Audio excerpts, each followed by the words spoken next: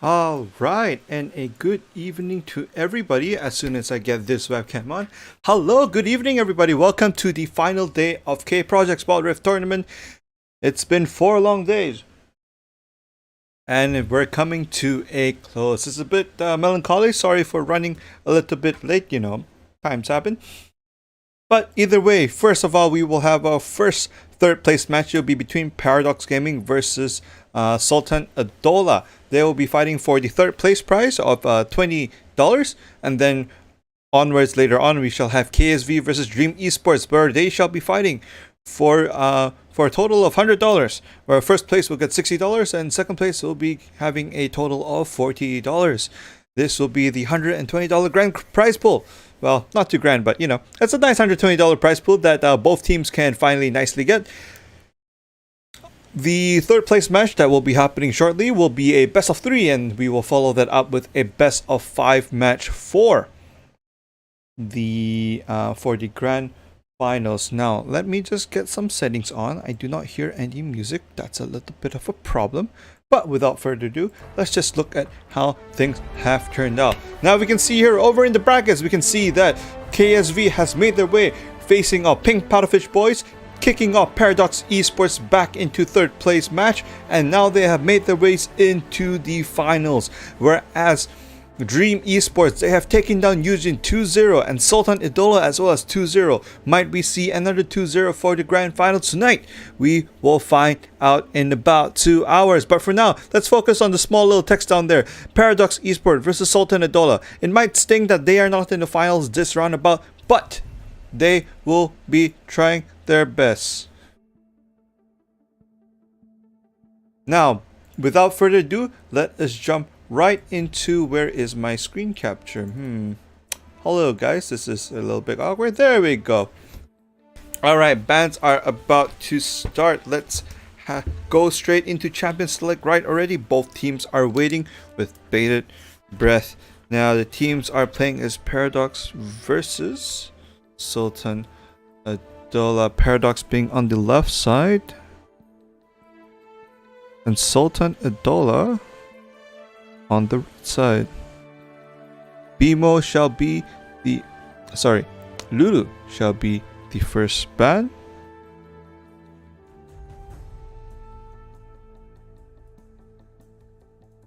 And then Pax. And then Malphite shall be banned as well from Paradox. Now let's just make sure Paradox is definitely on the left side, and on the right side we have Team Soltan Edola. Alright, this will be the grand third place match. Not grand finals, third place match between both of these teams. Now as we are going to get ready into pick and ban phase almost right away, let me just get this ready over there. Soltan Edola is on our red side. Paradox Gaming, it's on our left side. Now, as we see here, the Amumu pick that has always happened ring true and true for Paradox Gaming so far. Now, Soltan Edola's side, they are up to pick probably Lee Sin. They've been sticking with Lee Sin for this whole tournament, and as we see, and Lee Sin pick as to be expected, as well as the one and only Ari coming in. Now, Paradox Gaming, if they did their homework a little bit, they're probably going to stick with their basics. They're going to stay with the 100%, not almost 100% pick rate cannon, as well as the Rakan right away. So yes, that is indeed our expected picks. Now, on the side of Soltan Edola, I think they're going to stick with what they always know. We will definitely see the Mundo top lane almost always. Beamo will most likely go an Enchanter type support, more or less likely we are going to see the Janna for the first time. So this is going to be a replay of the Vayne Lulu game, but in this time we will have Janna instead as a stronger disengaged champion. We are once again going to round off with the Lovers bot lane duo, and we will top it off with the Yasuo last pick. Now, Bam Bam over there is most likely gonna pick into Dr. Mundo. Nothing too crazy shaving off right there. He's been picking Mundo and Malphite exclusively this whole tournament. There's no reason for us to believe he's going to pick anyone else. Alright, that's going to be how it is right now. So just remember for everyone out there, blue side is Team Paradox. The logos will show up in a bit. Don't worry, we just have my face cam just for a few more minutes. I mean, a few more seconds really. But anyway, so Paradox Gaming on the blue side, and we have Soltan, Edola on the right side. Soltan, Edola definitely, we could say we're kind of destroyed in the last game against their opponents of Dream Esports, so maybe they definitely want to at least finish the tournament looking good. Paradox Esports in a bit of a similar situation. They actually had the advantages in the semi-final match, but they let one mistake get to them, and that gave their game away. It kind of threw them off a little bit, and they subsequently lost. Now, as we head into loading screen for a bit, we're running a little bit late on time, so we gotta cross post everything. We've gotta promote our stuffs, you know. So let's just get that ready. Welcome to Wild Rift.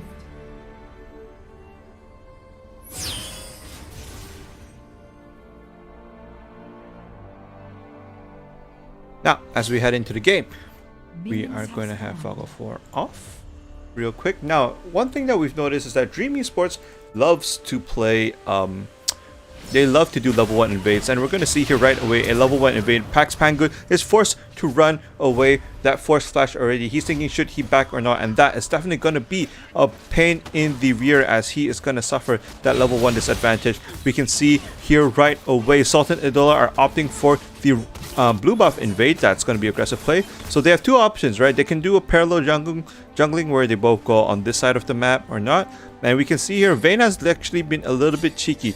He tried to push the wave, but actually here's the fun thing. Actually I think Kalok is actually in a little bit more trouble because he's actually going to be having the level disadvantage. Zoe thought he was helping out his teammate by clearing the wave and pushing it, but instead this is going to be an awkward situation where Zoe definitely has the advantage running to bot lane, but Kalok over here on that Ahri will suffer just a little bit. He's going to be half a level behind against the Yasuo, so that is definitely going to sting for a little bit for now. As you can see, both of them going a little bit aggressive onto each other, but no kills happening yet just for now. I do want to say though, as we look at the compositions right now, Mundo versus Kennen, like the top lane from Paradox have almost exclusively always picked Kennen top lane for their matches, so this is not to be too surprising. So this is going to be probably an island as we watch them play for a little bit for now. Bot lane, the Lovers duo, definitely a very strong duo pair, but they have to watch out. With the advantage, it also means that they would have to endure the potential for a gank from Lee Sin, as Lee Sin is about to finish up the lane right now, and actually that's a very good rotation preparing for a ward. They do know that they are inside that brush, saying hey, bot lane is missing. Alright, okay, gotta watch out, gotta be safe. But once again, we can see that the bot lane from Soltan and Edola, they're having a little bit of a losing lane, right? It's a bit tough. The bot lane Lovers duo is pretty strong when it comes to the pair of Rakan and Xayah, and when you have someone such as Vayne who is very weak early game, it's not going to help the situation, right? So on the side of Soltan and Edola, what they want to do right now is they want to play it safe. They want to make sure that they do not give away the early game too much, at least for the Vayne. I mean, as we all know, Vayne's a very weak early game champion, right? So, and the goal for him is right now, despite the EXP advantage, is to make sure that they try their best to turtle as well as possible to survive towards the mid game right now. Alright, it's 3 minutes to fight, not much gold advantage, just about 300 gold, just a few extra minutes here and there. Let's look into the mid lane as we might see a fight between Ahri and Yasuo right now. Ahri just taking a little bit more damage than he should, but the Yasuo ultimate has already been used, so there is no sign of threat right now. But right now the Dragon's Rage is going to come in straight into the tower, and that is going to be a very swift first blood. Very well rotation by the Lee Sin, coming in from the back for that gank. Very nice right there. Definitely not expected, and I definitely did not expect the Dragon's Kick to be able to send him under the turret. That rather unfortunate for our good friend Pangood over there, but that is nonetheless the first kill of this bronze match.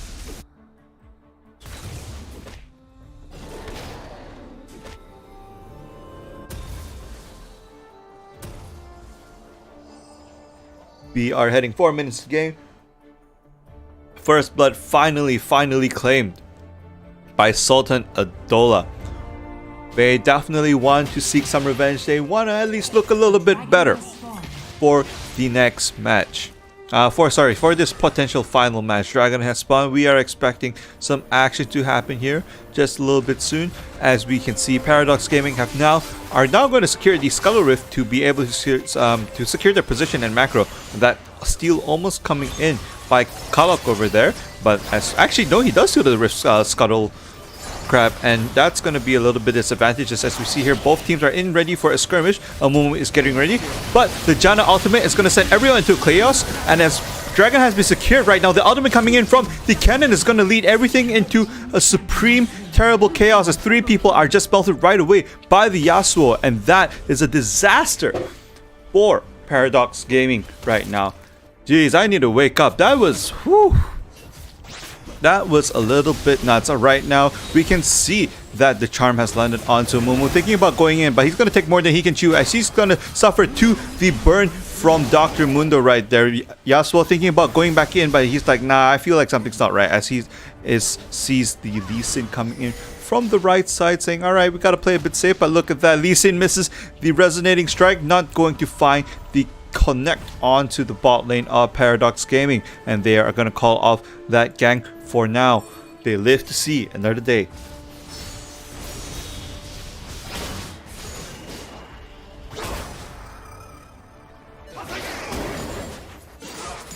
That dragon fight has definitely went in the way for sorry, I almost said PAX Gaming, but it's actually Paradox Gaming. Paradox definitely getting a little bit of real estate. Zoe over there being the last person alive for the bot lane 2v2. Bimo somehow getting caught at the side there. Most likely has gotten knocked up. When you play John, it's a little bit scary, you know. If you don't have your disengage tools, you are in a lot of trouble. Rift Herald has definitely spawned, as we can see from the announcer right now. And looks like there's going to be a rotation onto the mid lane. As we can see, Kalok is going to be in a little bit of danger, but he sees them. He definitely sees them. The charm is going to give their position away, saying, alright, I know you guys are here. Now let's just go back to the bot lane real quick and see if there's going to be any action spurring up. We can see that both bot laners giving each other a quick trade, but the 2 feathers are there ready for placement. Gotta watch out. The root coming in on to be more ready. Look at Zoe's HP. He's in a little bit of trouble, but there's gonna be no action here, actually. Looks like Soltan and Edola tried their best to stave off the Rift Herald attempt, but it's not going to mean too much. I'm expecting a bot lane dive to happen really soon. Majestic right now thinking about that kill, haven't taken that first turret. They know that the other 3 members are somewhere top lane or maybe just backed, so they are definitely thinking, alright, you know what, they're probably coming over, let's just be safe a little bit.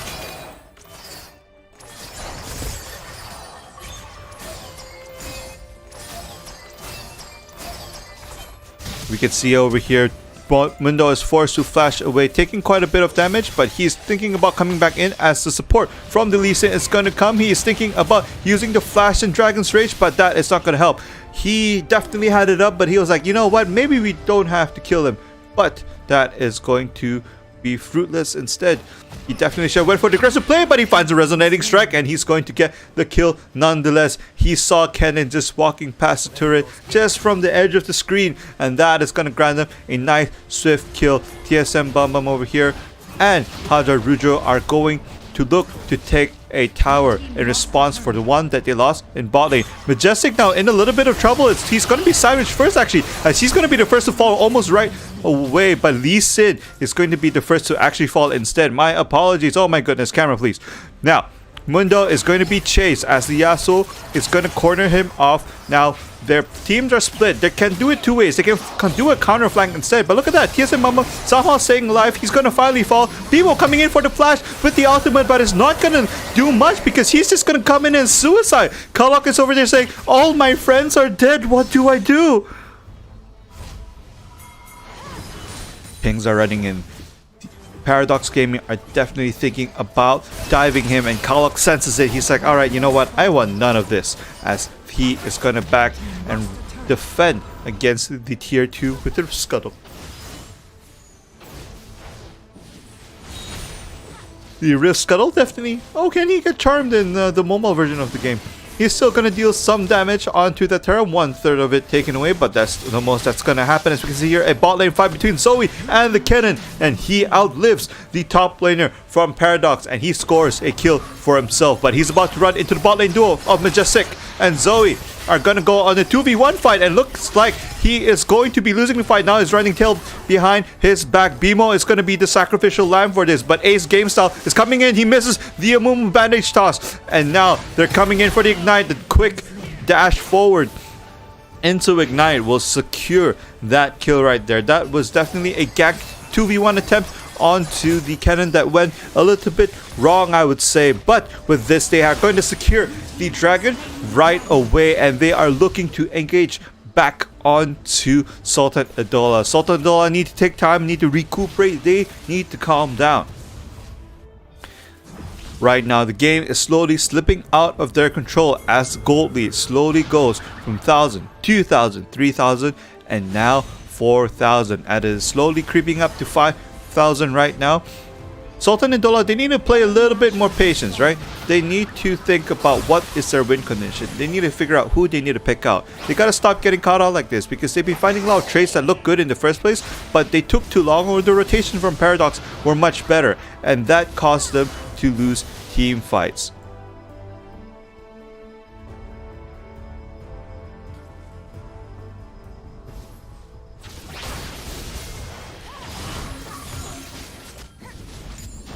Now, as we are seeing the good flash, Dragon's Rage onto Yasuo right away. Lee Sin's gonna pay for that with his life. A kamikaze play indeed, but the charge in from Rakan is gonna cause a lot of chaos, as it's gonna be 2 people down already by the Xayah. Xayah's gonna get a 3rd kill right away, and they are thinking about going in, and she goes in for that quadra kill. That is a very good clean sweep by Paradox's AD carry. Beautiful play by the Xayah right there, securing that nice clean ace. I feel like that fight was a little bit too forced from Soltan Edola. They felt maybe a little bit too angsty. That's a play I definitely don't support, but I'm not gonna discredit where credit is due. Paradox Esports, sorry, definitely showing that they can respond to that sudden engage. They're like, all right, you want to engage? It's okay, we got your back. They came in. Even though Pangood on that Yasuo died, they're like, it's okay, bro. We got you. We got you. Little bit of impatience, I would say, from Soltan Edola, and that cost them 5 kills and a turret. I'm not sure if that was a good idea nonetheless, but they knew that they were behind to try to make a play. I do commend them for that, but they gotta watch out for where everyone else is on the map. Like right now, they definitely know that the bot lane duo is coming in from top lane, so there's actually a choice. You can flank them instead, and as we can see here, they're gonna crash right into them.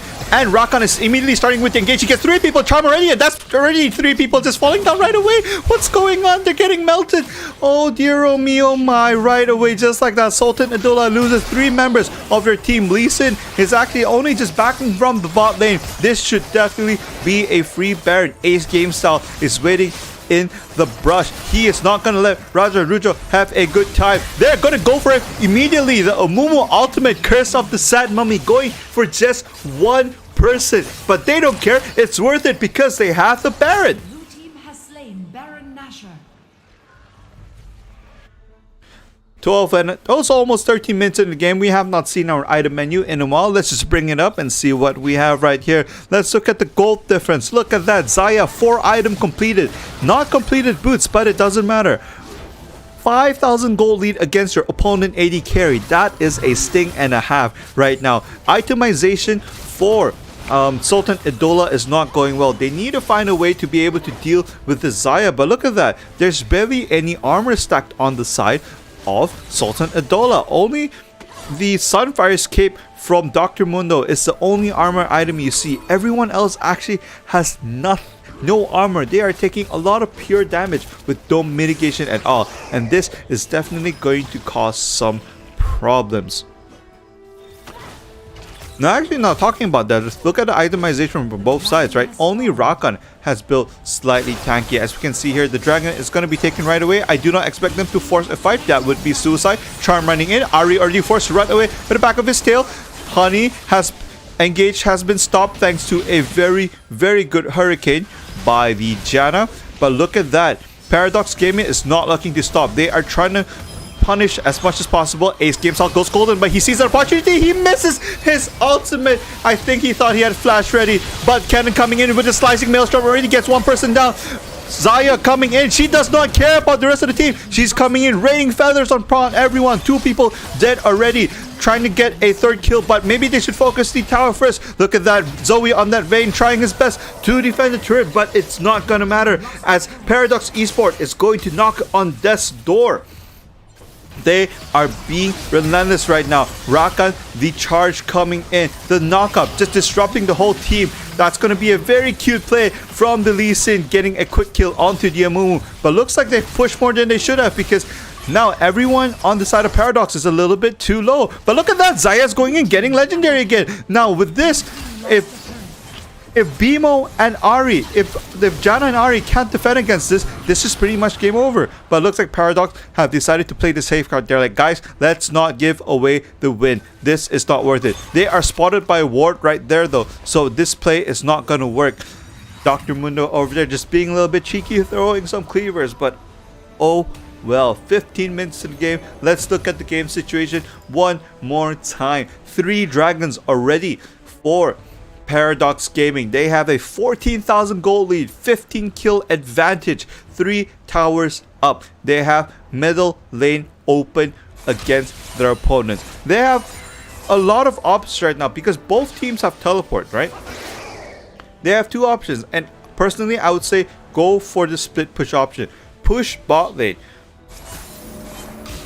Force a bot lane push, get them a little bit uncomfortable so that Baron would be set up in a perfect stance. Or you could bait them like that, and look at that. Majestic does not care about setup because he just takes away 3 people right away, and TSM Bamon on that Mundo is going to be running away. He has no way of staying alive as Honey is going to knock him up, and he is going to pay for that with his life. Kalok over there, the last person defending, is like, oh no, my friends are dead, what do I do? You know what, I'll just join them in Death's sweet embrace. And just like this, Paradox Gaming is going to cover up the game. Amumu most likely going to get executed eventually. Slowly but surely the game will be over. That will be a very fast game 1. Paradox taking the lead for this bronze place match.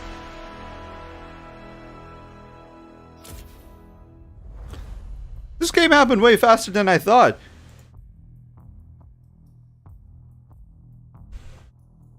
Honestly, I think next game we will see a Xayah ban. They definitely have to ban the Xayah. That is going to give them a bit of problem. Alright, so that's going to be the first game of the series. There is still maybe potentially 2 more games to be played between both of these teams. So we will see how it goes. Now, just a friendly reminder, everybody, that we are indeed sponsored by Macchiato Gaming for this tournament. Do remember that they have been gracious enough to give us $120 for the prize money. It may not be a lot, but it's still nice that a company is willing to sponsor such money for us. Now, without further ado, that has been a great game 1, and we shall see you in about 10 minutes.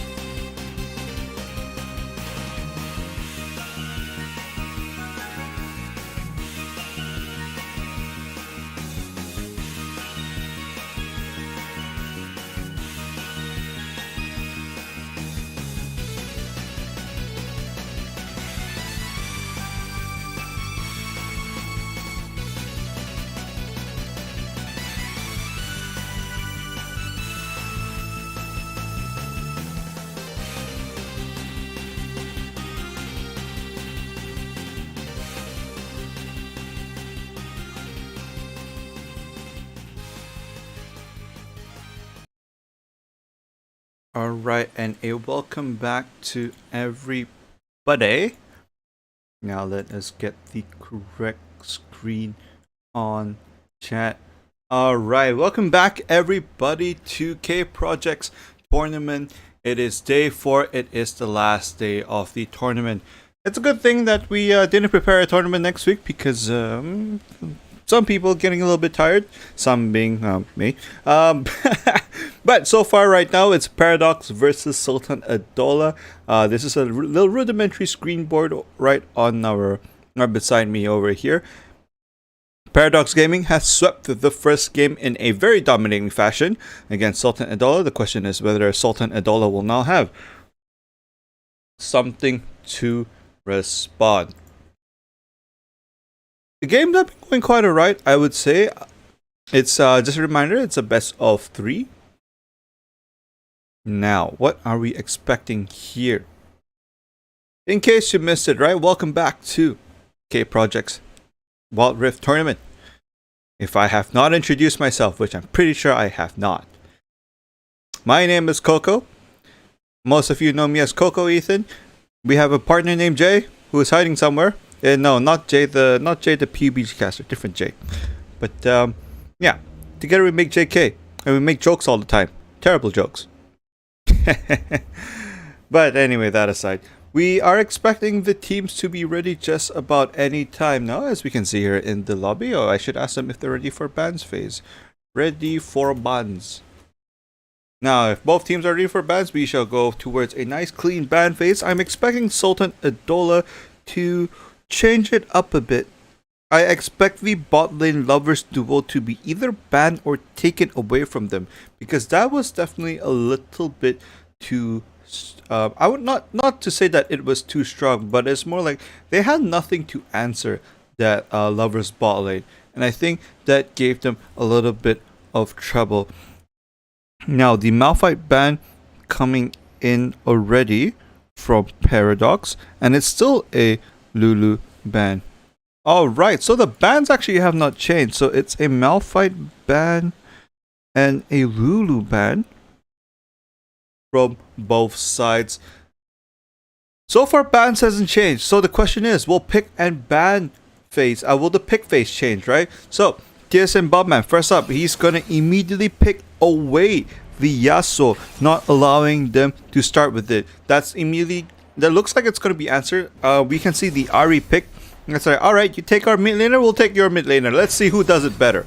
Right? So Ari has been picked, and we're going to see a new jungler in Evelyn. Now, I believe they are opting not to play Dr. Mundo this time. Maybe it gave them a little bit too much headache. But we can see here Haja Rudro has locked in the Darius already. And I'm not saying I'm not a fan of Nami, but you are giving away a free bot lane duo.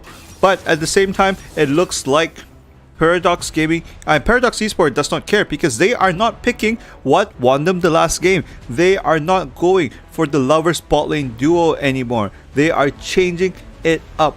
We can see Akali being picked. We can see Seraphine being picked. And the answer from Soltan Edola is by bringing Nami, Fizz, Darius. This is going to be interesting, because this is the first time we are seeing Fizz in this tournament so far.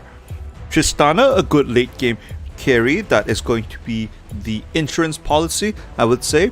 I believe the last pick being Kaisa would be a nice composition to round everything up. But now let's look at both teams. Let's look at the advantages and disadvantages. The first thing we can know by looking at Paradox Gaming. Paradox is on the right. Let me just change over to this screen right here so you guys have a better look. Paradox Gaming, right? The problem that they have is that there are 5 magic dealers. Akali technically does hybrid damage. Kaisa technically also does hybrid damage, but it depends on what way they want to go. But a majority of their damage is definitely magic, which means that if Soltan Edola realizes this, they can build up force. They can build some MR. Oh my god, I just realized this. How am I so dumb? They're styling. That's I am so sorry. I just realized this. They're picking a KDA all-out theme skin. Oh, how did I miss this? Alright, it's been a while since I played League of Legends. But, so, Paradox Esports, they want to end this with a bang. They want to go full stylish. It's a full KDA lineup against a ragtag team from Soltan Edola. We are going to see the Yasuo. Is that a Yasuo jungle? That definitely looks like a Yasuo jungle. Or is that a smite that he forgot to take away?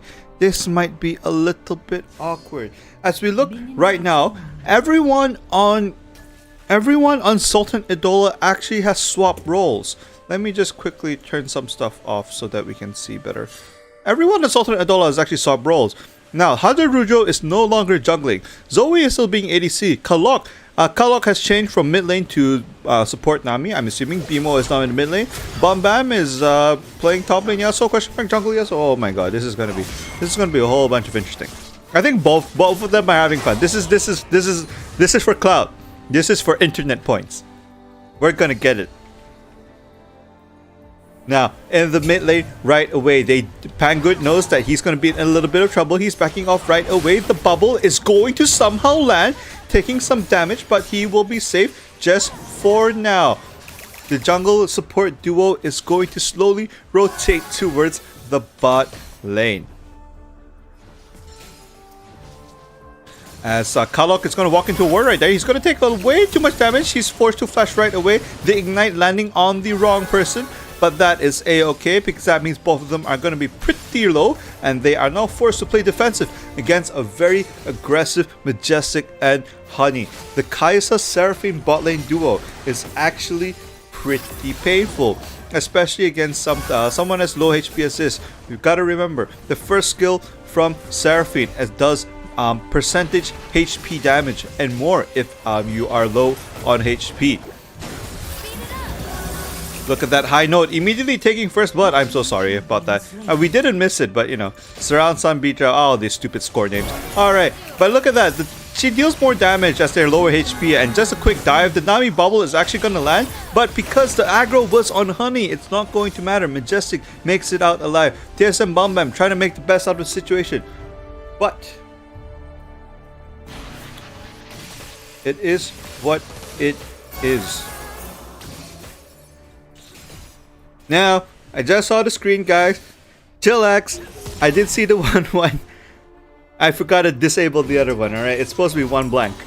It's okay. Well, we'll have it both open. Then we'll make sure that it does not look a little bit wrong. There we go. Alright, thanks chat for keeping that out.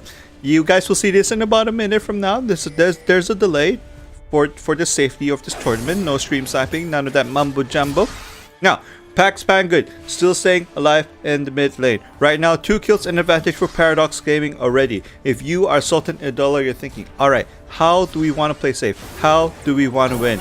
Definitely not by feeding the bot lane, because look at that, Majestic is showing no mercy. He is pushing on. He is being relentless AF. Now, that being said though, it doesn't mean it is the end of the world. They are definitely trying their best to salvage the situation, but Zoe and Kalok have to try their best to turtle the wave, but not like that. They get rooted on the tower, and the Encore is immediately going to get rid of the support. And Kai'Sa coming in with the ultimate dive in for that quick kill. Now Hajarujo has got his own solo kill in the top lane against Deso. And now TSM Bam Bam is coming in saying, alright, you killed the lane, alright, I'm gonna get some free EXP. Because who doesn't like some free EXP?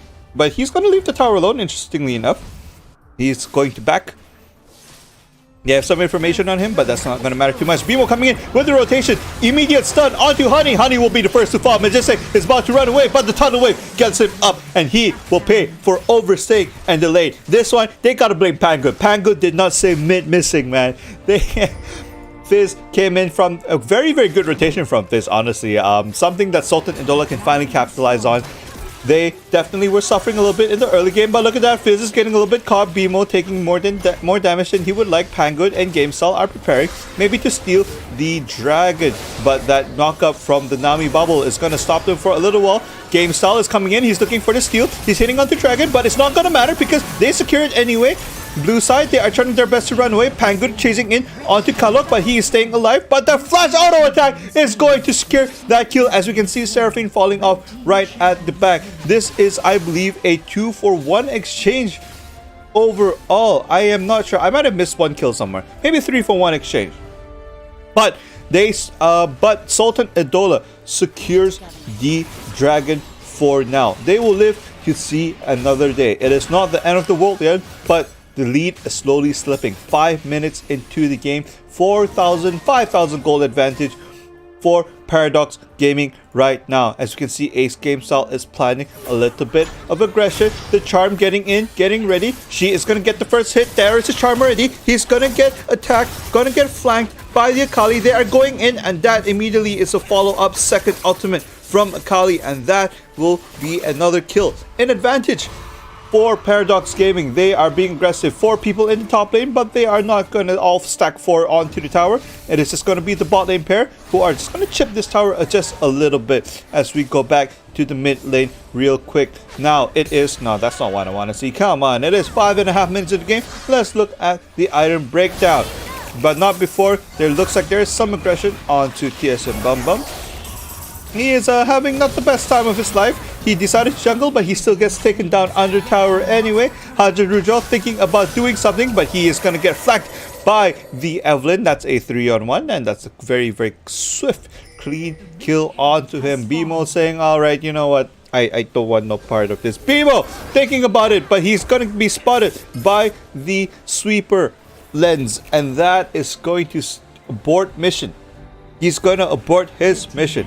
Now, alright, 6 minutes into the game. Let's look at items. Yasuo, 1 item complete. He's alive. He's alive. He's fine. Tristana, 1 item done. Darius can't even finish his first item. It is expensive though. His first item done. Ardent Sensor done. Both sides, 1 item complete. Perfect. Look at the dive of Bimo. The charm is not going to land, and the fish is not going to land. Both of them are going to miss the crucial skills in their kit, and they are both going to call it a stalemate from now. Pangood might have to play a little bit safe for now because it looks like he is going to have some friends coming over. It is no longer Chinese New Year, but you never know, right? When friends come over and say, hey, we're here. Time to open house, buddy.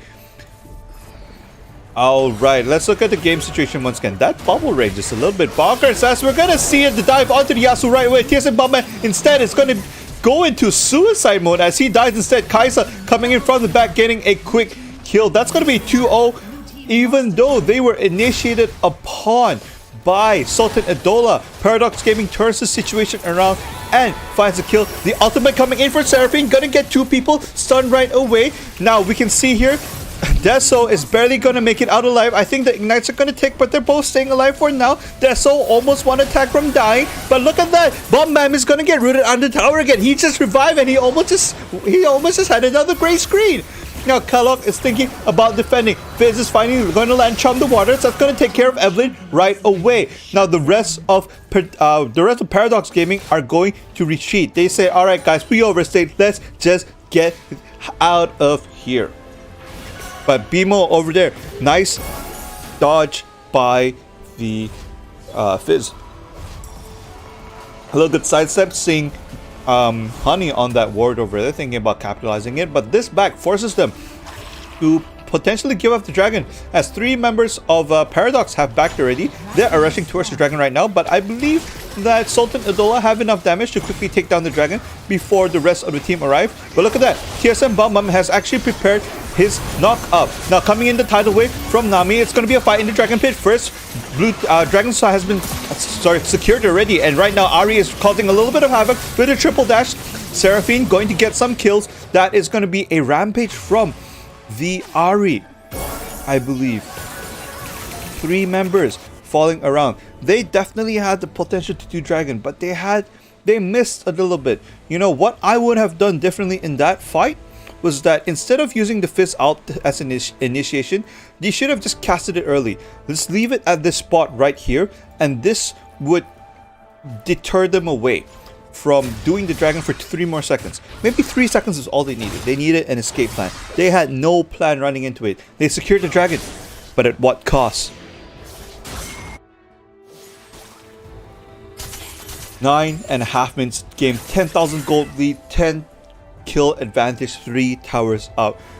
Kaisa, Majestic on that Kaisa has the big advantage. I think they're a little bit unhappy that they were sent knocked down into the third place match. They definitely at least want to get some money out of this. Kaisa 715, banger on those items. 11,000 gold, about let's say 4,000 gold above their enemy AD carry. It's not a fun sight. Honestly, if you're an AD carry, it's like, oh my god, I'm one item behind, right? Look at that, Tristana can't even finish Static Shiv or Rapid Fire Cannon, whichever he chooses.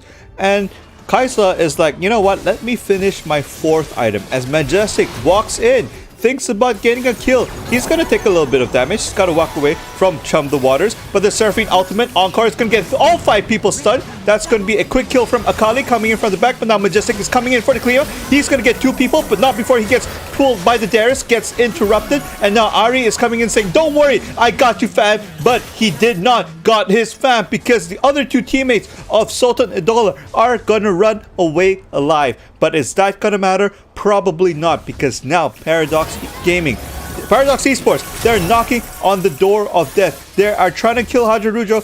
A charm land would lead in his death, but they are gonna stay alive just for a little bit longer. But as time goes by, the gold advantage will slowly but surely creep up if this keeps up. Bimo coming in onto Honey. Honey getting chased. Honey forced to flash already. He's taking into half HP. He manages to get the root onto Bimo, but that's not going to matter too much. Pangood is trying to salvage the situation, but maybe he should have just ran away instead. He's going to be forced to use the Spirit Dash to stay alive. And look at that. Game Style is coming in from the back looking for a flank. TSM Balmam has charmed already, but the Nami is going to prevent him from initiating. The threat of the Nami bubble is definitely something that he does not want to entertain. They do not want to give this gold advantage away. It's still a 10,000 gold lead. Nothing has changed too much. Ari going in a little bit on the offensive. GameStop coming in, gets one person assassinated almost immediately. Yasuo getting the knockup onto Akali, but Akali staying alive. Right now, it is a counter push from Soltan Edola. They get the kill onto Ari first with Chum the Waters, and they're going to chase onto GameStyle. Now, Majestic is going to be running away with his tail behind his back. He's slowly kiting his best because he's going to take care of Zoe first, but he's got to watch out for Bimo, as Bimo is going to look for Deso first. He's going to go golden, but he gets charmed by the ultimate from Seraphine, the encore coming through. The charm, oh my goodness, Akali, why did you walk into that? Deso walks straight into his death, and his teammates are so supportive. They are on his body just laughing at him, saying, ha, you deserve that. All right.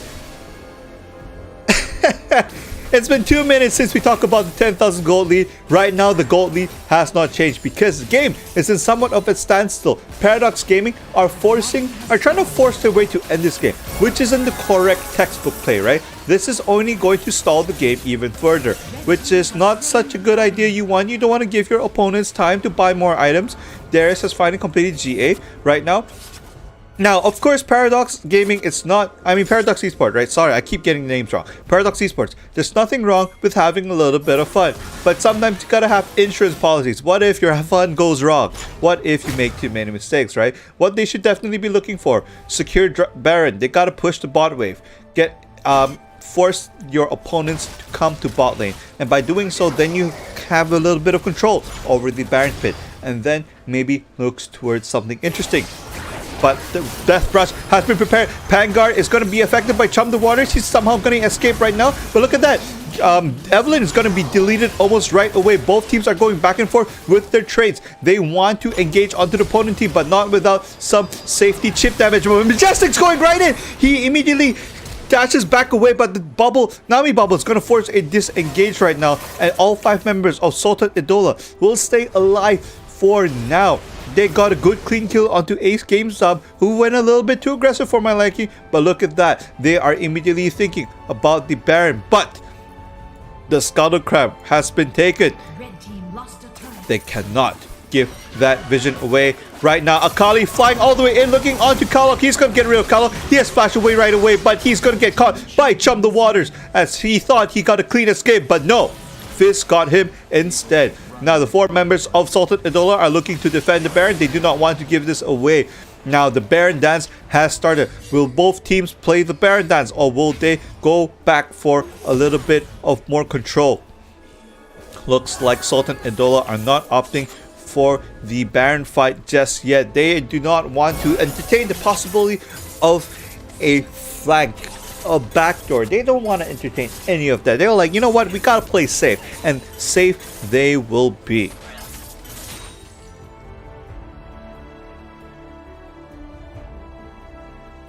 Heading 15 minutes into the game. Now let us look at the gold scenario.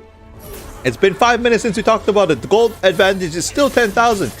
And instead, they do not have any more advantages than that. It's still 10 kill difference. It's still 10,000 gold difference. It's still 2 kill difference. It's 1 tower less in this case. But it's not... It's... if I'm Paradox, I'd be a little bit worried. Because, sure, they have control of the game right now. And they are having a little bit of fun. Not gonna lie. But they gotta watch out. Because if this gold advantage stays on... And Paradox... I mean, and Soltan Edola somehow manages to keep this advantage... this gold difference the same... they are going to be able to slowly crawl back because they can buy their way back into this game. And Paradox has to be aware of this. If they play around with their food too much, this might bite them in the butt. And right now they are preparing the infamous Death Rush. Kalok has managed to get the Vision Ward, and the fight has started immediately. The last breath from Yasuo getting one person slain right away. Ari is already gone, and look at that. It has gone disastrous for Paradox Gaming as Darius has taken care of 3 people right away. They are going to win this team fight. Majestic goes golden, but it is not going to matter as Haja Rujo has secured himself an unofficial quadra kill. And that is going to give them the breathing room that they need. Why spend your time making risky plays? Paradox Gaming had all the advantages. They wanted to be cheeky. They wanted to end the game with a bang. But that has bit them in the butt because they have lost that team fight. The gold lead has shrunk down from 10,000 to a mere 6,000. And now they have taken 2 turrets in exchange. And now the turrets are even. The game state is almost even now. Let's look at the gold differential between all the laners. Support Seraphine has quite a little bit of damage onto her against Nami. Alright, Seraphine has more damage than Nami. Sure, let's look at the mid lane. Fizz is actually 1,000 gold-ish up against the Ari. Let's look at Darius. Darius is 4,000 gold up against the Akali. Now, this is an interesting predicament that Paradox are in. Paradox has funneled a lot of their golds and kills onto Majestic because he was rightfully fed. But what happens if Majestic is dead? The rest of their team cannot catch up. This is what happens when you put all your eggs in one basket. If your main carry dies, you're in big trouble, mate. Now, as they are going to secure the 4th dragon of the game. I believe this is technically the Elder Dragon as well. Teleport is coming in. The Chum the Water has got in. They were thinking about getting the kill, but Evelyn goes golden, gonna get himself safe. But look at that. The knock up onto the backline. TSM Bamba is trying to cause havoc over there. And right now, Paradox Gaming are running as much as they can. Honey goes golden. Prevents the Darius ultimate from going in. But look at that. All the HPs are going really, really low. Paradox Gaming, they are biting more than they can chew. They've lost too many members, but somehow or rather, they won the fight because it is a 2-for-1 exchange. TSM Bamba has abandoned his whole team going in for the chase. But that is not gonna matter because now what are you gonna do in the face of death? Majestic is one person you needed to kill and he is still alive. If you don't kill Majestic, you gotta kiss this game goodbye. TSM Bamba is gonna get poked by Majestic and somehow Majestic makes it out alive. We gotta rewatch that fight if we can. Oh my goodness, as like this, Paradox Esports are gonna clinch a very fresh, very quick 2-0. They threw their game just a little bit, but it doesn't matter because in the end, Majestic was not focused on and they secured themselves the win. It is a GG. That was pretty close. It's a little bit heartbreaking for Soltan Edola. They almost had the comeback. They could have potentially saw game 3, but me, oh man, I think they had a good plan going into that dragon pit. You know, let me see if I managed to clip a quick highlight of that. If I didn't, we can always watch it back in a little bit. But that was just so heartbreaking for them right there. Okay, hold on. Let me just pull up this video and see what we got. Oh, this clip I have is way too late already.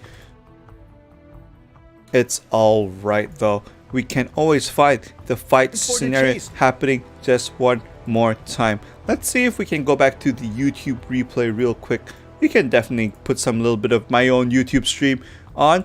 Now we shall talk about this little bit. That is GG. That is going to be a 2-0 from Paradox.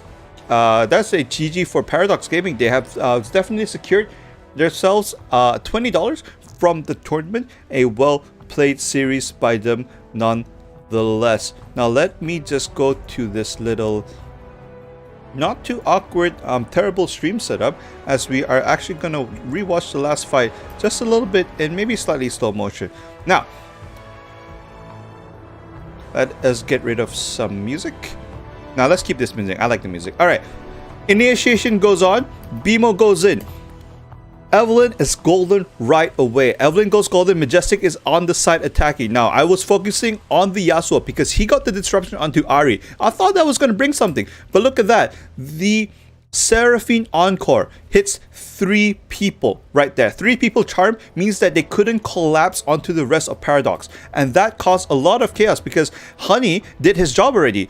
And look at that. Deso's coming in with the Akali. He's taking quite a few people down. He sees BMO low and he's thinking about it. Now, TSM Bomber's right at the back over here. This is where all the action happened and I lost sight of everything. Deso's down here. He dashes into Dragon. Ace Game Style and Deso focusing on the Dragon right now. And look at that. Majestic and Pangod. They are just focusing on to the other members of Soltan Edola. That one not Foxfire, but the first skill, the Q by Ari, right, takes away 2 people immediately. The Spirit Bomb. Now look at that. Ace Game Style Honey. They died almost immediately. This is where I thought that Soltan Edola won the fight. But look at the backlane. Majestic at the backside. He got rid of 1, and now he's gonna take care of BMO in a solo kill. And then he gets rid of Darius as well. And that alone, he was left alone at the backside, and that 4v2 scenario suddenly became a 2v1. That was definitely well played by Soltan Edola nonetheless, and that is definitely a GG. Well deserved by Soltan Edola. They will win. They will leave this tournament 4th place without any. Oh, sorry, that you're not supposed to see that. They're going to leave this tournament 3rd place. A little bit unfortunate, but that also means that Paradox Esports, they have deserved their $20 that they have deserved. They can buy maybe 4 nasi katoks, or maybe can go and eat one soto after this. They can go out as a team and order like 4 sotos and share between the 5 of them. But that being said, that was a well played game by Paradox Esports. Either way, alright, it is a little bit early, so I will contact both teams if they are ready to play, maybe 9:30ish. Right, so until then, we shall see you in about half an hour. Congratulations to Paradox Esports.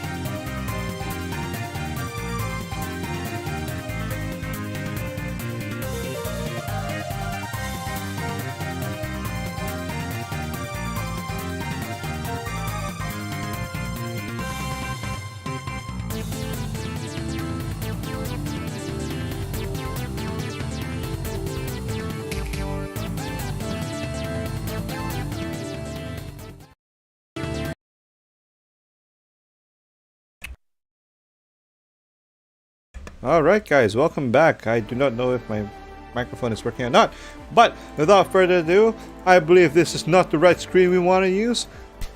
Welcome back, ladies and gentlemen, to K Project's Wild Rift Tournament Day 4, or technically this is the finals. I am your caster for today. My name is Coco Ethan.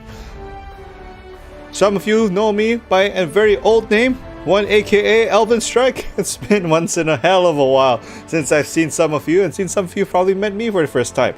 But either way, this will be the grand finals between KSV and Dream Esports. Now, the trip that they took here was actually quite interesting. Let's pull up the bracket one more time. I don't have my webcam prepared for this, alright? So let's hear me out real quick. Right, so KSV, they defeated Pink Paddlefish Boys 2-0. They upset, I would say they upset Paradox Esports 2-0, right? Now the question is, against Dream Esports, they may or may not have a problem, because let's look at the way Dream Esports came in. Dream Esports versus Fusion, 2-0, clean sweep. Against Soltan Edola, 2-0, clean sweep, right? So Dream Esports, the question is, in this best of 5, will they slap them out with a 3-0? Or will KSV show that they have something to prove and maybe win 3-0? 3-1, 3-2. We never know, right? How the way both teams will go, we don't really have a guarantee about how both teams will go. We just know that Dream Esports, we've seen throughout the whole tournament, they are definitely the most coordinated team, we would say. The most coordinated team. They are the most they prepare a lot. You can see that they did share this. Their fair share of homework, right? You can see that they pick properly, they plan properly, they even opted to do lane swaps. KSV looked like they had KSV looks like they do have team compositions, but it is not as shall we say, not as intricate, not as detailed as the planning from KSV, right? KSV's planning, they do plan well. You can see they're like, all right, these guys look like they planned something. They have a few ideas, but will it be the same as how Dream Esports planned it? We don't know. Alright, so both teams are going to their side selection first. While we wait for that, I am going to just double check our pick and ban phase. So now both teams are like, both teams told me, it's like, all right, actually a lot of teams told me, are like, I forgot to give them a coin flip, and then I'm offering them coin flip. All right, guys, heads or tails? They're like, you go. Nah, you go, mate. Like, guys, if you didn't care about coin flip in the first place, then it's all right. It's okay. No harm done. All right, so let's just look at the pick and ban phase real quick. I actually forgot to prepare a spreadsheet for you, so I have it all scribbled in my little notebook here, as you can just kind of see all the scribbles. Now, without including the semifinals game yesterday and the games today, right? When we look at Dream Esports versus KSV, what are we expecting? Now, KSV, I believe this is the page I'm looking for. Yes, KSV. They have a tendency to 100% pick Malphite, so I'm expecting Malphite top lane almost right away. If we look at the picks, right? If we don't see a Malphite pick, the first adjustment that they will make is actually probably play Kennen top. So Kennen,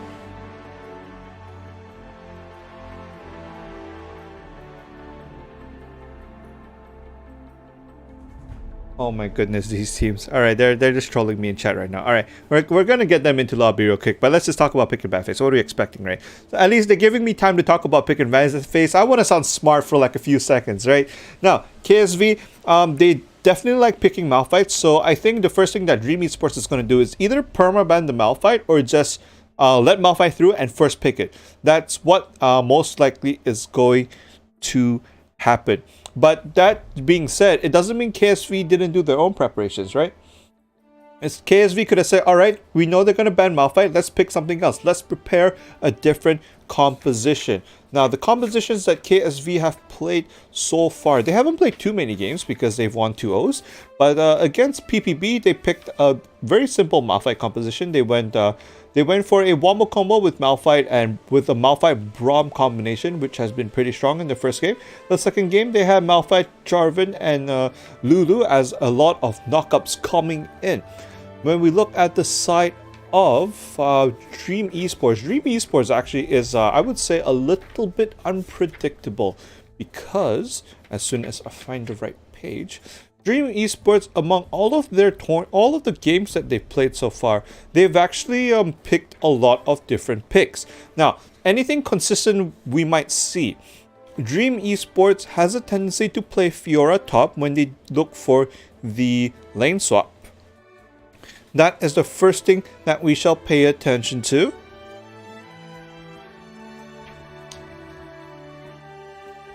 They tend to okay, now looking at the picks that they've made, they tend to go for very teamfight heavy, teamfight centric for composition, right?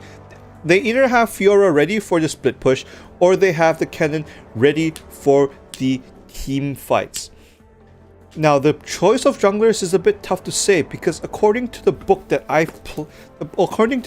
have right here for Dream Esports, they have actually picked a plethora of champions. They've also picked a lot of different strategy. So it's it's really hard to see really hard to say what we're gonna expect. But Braum is also a very strong pick because they've been playing in China supports for the first 2 games, but when they moved on against Soltan Edola, the counter engages with the Braum were actually really devastating because they prevented a lot of Sultan's Edola engages by just having a Braum knockup that leads into a cannon 5-man stun. Now, that being said, we can expect that Dream Esports is going to look it's going to focus a little bit on the thing. Hold on.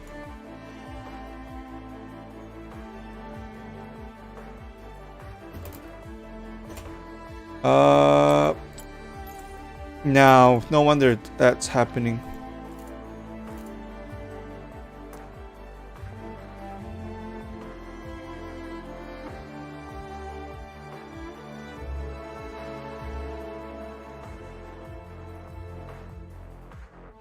Alright, let me just get real quick. Alright, we got him in.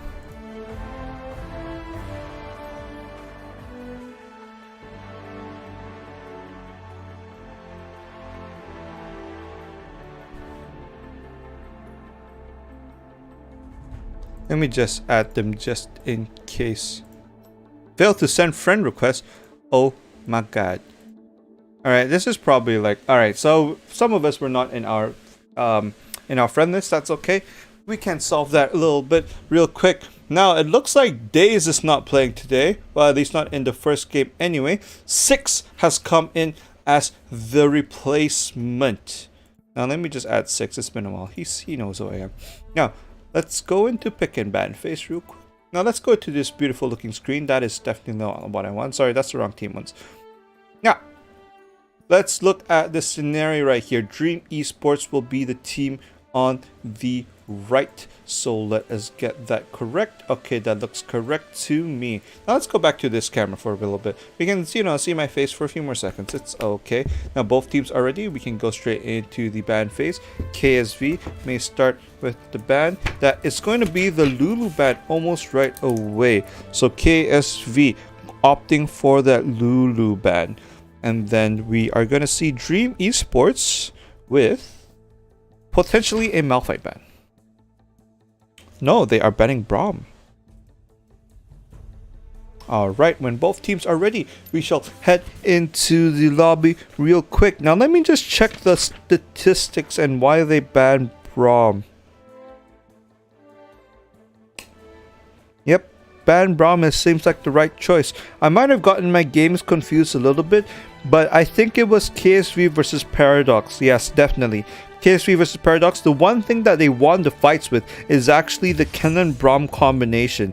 And they had in game 2 against Paradox Esports, they took down Paradox Esports in Game 2 with a Cannon Braum combination where once Amumu was nearby, Braum immediately started a fight with his ultimate, and that was followed up by a Cannon ultimate, followed by the Amumu ultimate, the Curse of the Sad Mummy. And then Corki was there using his Gatling gun and just spewing out all his AoE.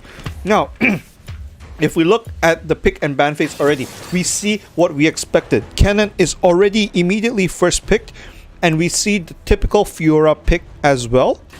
And Orianna has been locked in already.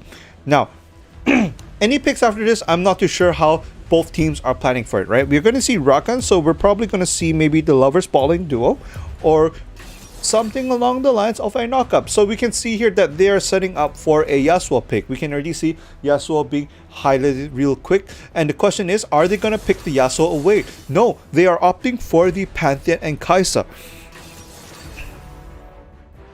So let's look at the whole situation. KSV is sticking to their guns. Braum may have been taken away from them, but they're going to go with what works. They are going to go with what works with them. The only well, Yasuo Munu. Oh my goodness. Sorry, but anyway. They are planning, so it looked like a perfect Yasuo setup, but they are going to say no, don't play Yasuo, you suck at it. They're telling Goosebumps to play Katarina instead. I can respect them for that, but the difference between this composition and the one that they won against in their Paradox gaming game, the only difference is that it's instead of a Braum, it's a Rakan. They both have their strengths. It's definitely going to be useful. The Braum shield won't be doing too much work anyway against this team, so maybe it's for the better, but let's see how well this can go. They definitely want to play the game the same way they won against Paradox Gaming. So let me just write down these teams real quick. That's going to be a Katarina pick. Now Pantheon, Kai'Sa, and Janna.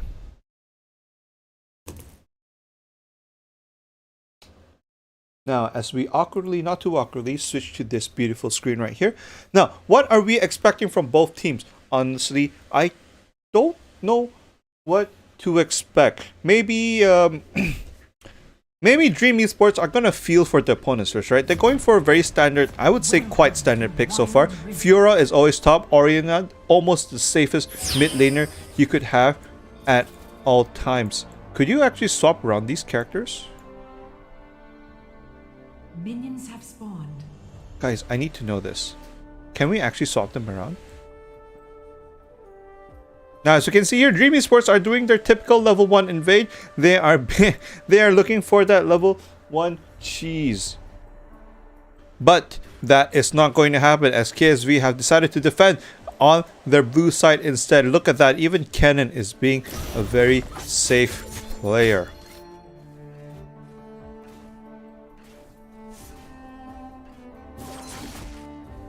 Can we swap the team screens? Maybe no, maybe. Guys, if anyone's in chat, right, and you learn that we can actually swap the champion numbers, could you please tell us? Because that would be great. Because that would make my spectating even more better. But anyway, let's look at the game situation right now. Bot lane has been frozen, has been pushing just a little bit. Looks like Zay and Six will be freezing that lane. Look onto the mid lane, nothing too far crazy happening. Let's look at the Pantheon. He has spotted that ward right there. He's going to go for the ward. And congratulations, he's going to show his presence into mid lane, getting a nice spear onto Goosebumps right there. Goosebumps is going to say, hey, Pantheon is heading down towards the bot side, most likely to his blue. Alright, and look at that range, that Q range, man, that spear range. He's going to go for the blue buff right away. Alright, nothing too interesting happening here. Let's look at the bot lane exchange. Now, let's look at the item builds from both teams. Nothing too far. Wukong, did you forget to buy an item? Is this a new strategy I don't know about? Wukong did not buy a single item. He is sitting at 1,200 gold. Does he know that he didn't buy an item? Let's find out. Alright, let's look into the top lane real quick. A little bit of exchange between the Fiora and the Kennen. Not gonna happen too crazy. Fiora has a small advantage against the Kennen, in my opinion, because despite being a range versus melee, she can prepare for the stun should it be coming and be able to counter it with her riposte. Now, as we look into the bot lane, Pantheon looks like he's planning something a little bit interesting. As he has shown his presence with the spear, the communication is going down to the teammates saying, alright, Pantheon is bot side jungle. We know where he is. Now they're being pushed right now. Let's look at the gold differential between the AD carries. Looks like even the CS wise is still kind of even. So not too much to be expecting right now. We can look at the game state 2.5 minutes into the game. 200, 300 gold advantage. Now let's look at team scenarios, right? What are the win conditions for both teams? For the side of KSV, their goal is to definitely look for some sort of team fight engagement. They want the dream scenario. They want the Wukong ultimate to knock out, followed by a Kennen slicing maelstrom, followed by the charge in from Rakan, right? And all while the CC is being applied from these three initiators, Katarina can jump to the backline, use her death dance, Corki can just walk in front of them, potentially even use the big one, or his W, his second skill, to dash in, deal a lot of damage if his passive is up, picking up the package, and then use his AoE skills, all the bombs, all the Gatling guns, the bombs, and his ultimate, right? The little rockets to just rain on damage onto Dream Esports. That is the ideal scenario. Now, if you're Dream Esports, what's the catch? Now, Dream Esports, they have a very good skirmish team, right? You have the likes of Fiora, who is good at trading. Fiora goes in for vital hit, gets back out, and we missed a first blood onto the bot lane kill. Oh my goodness, how did we miss that right away? It's okay, there will be more to come. KSV pulling first blood onto both teams, but you can see here the gold advantage is not going to matter too much, which means that somehow, somewhere, someone is doing a better farm right away. But the dragon is going to be open for a bit. Now, let's look at the win conditions from Team Dream Esports, right? Dream Esports, what can they do? They are very good at picking one person. The single unit stun from Slash on that Pantheon. The single unit stun from Jaeger with the repulse, should he counter it. 6 is able to single out a person if he really needs to. He can flash in and use the ultimate to knock back the opponents in all directions.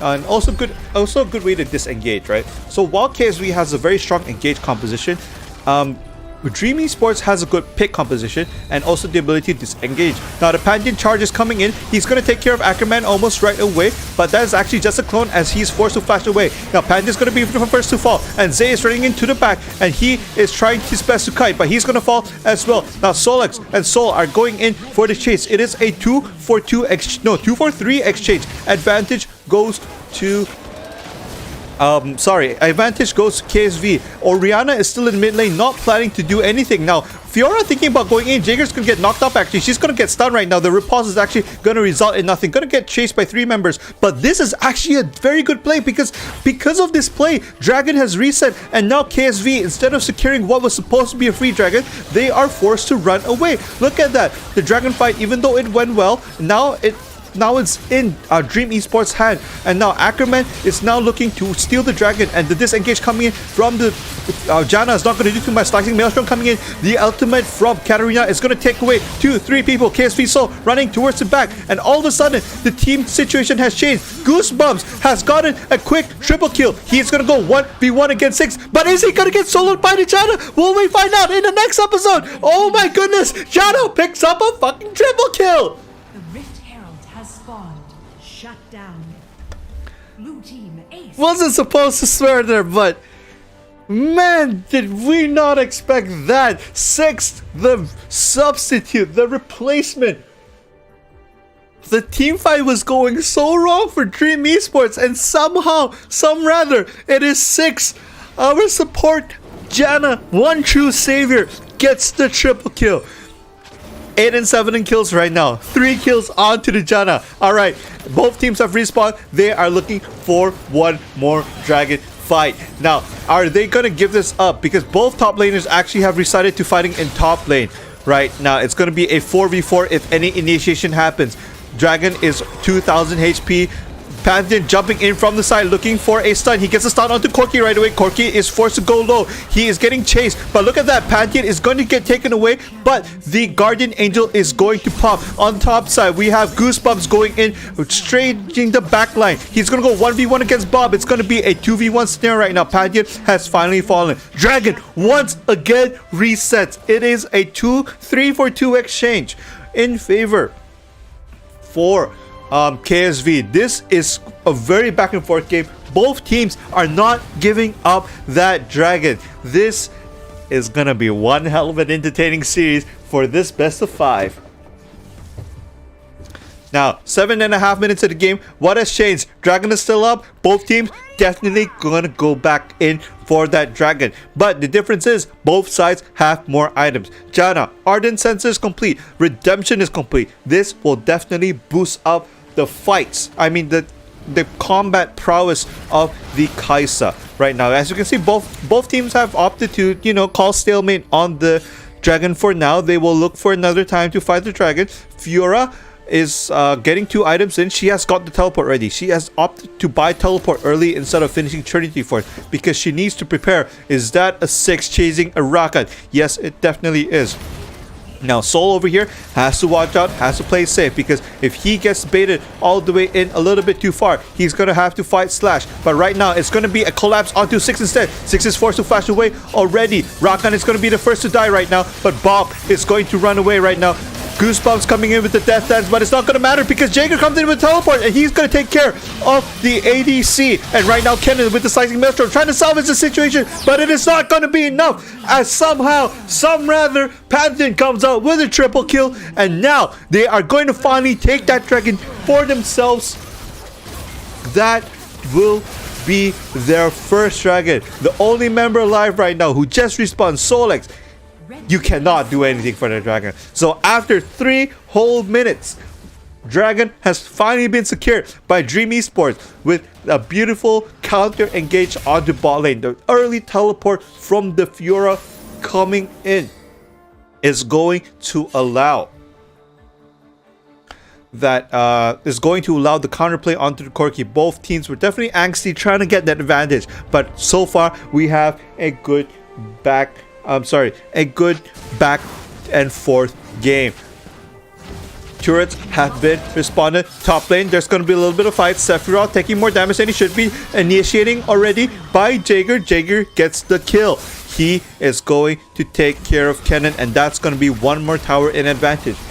Just bit by bit, slowly, Dream Esports are opening up the map. They are pushing for the advantage. KSV Soul thinking about trying to get one more turret in response for what happened at top lane. But Bob is coming in, and Soul, you are a little bit out of position, mate, but it is okay. No, Pantheon is coming in for the dash. Support by Rakan trying to help his teammate, but it's not going to matter. Shockwave is going to land into Soul right now. Soul is going to take him really low. Zoella is going to have to run away, but that's not going to be enough. As right now, Slash has managed to get the stun, the support onto Rakan, and now they shall die 2 for nothing. And overall 3 for nothing exchange plus 1 turret in favor for Dream Esports. It is now slowly falling apart. Sephiroth is forced to run away one more time.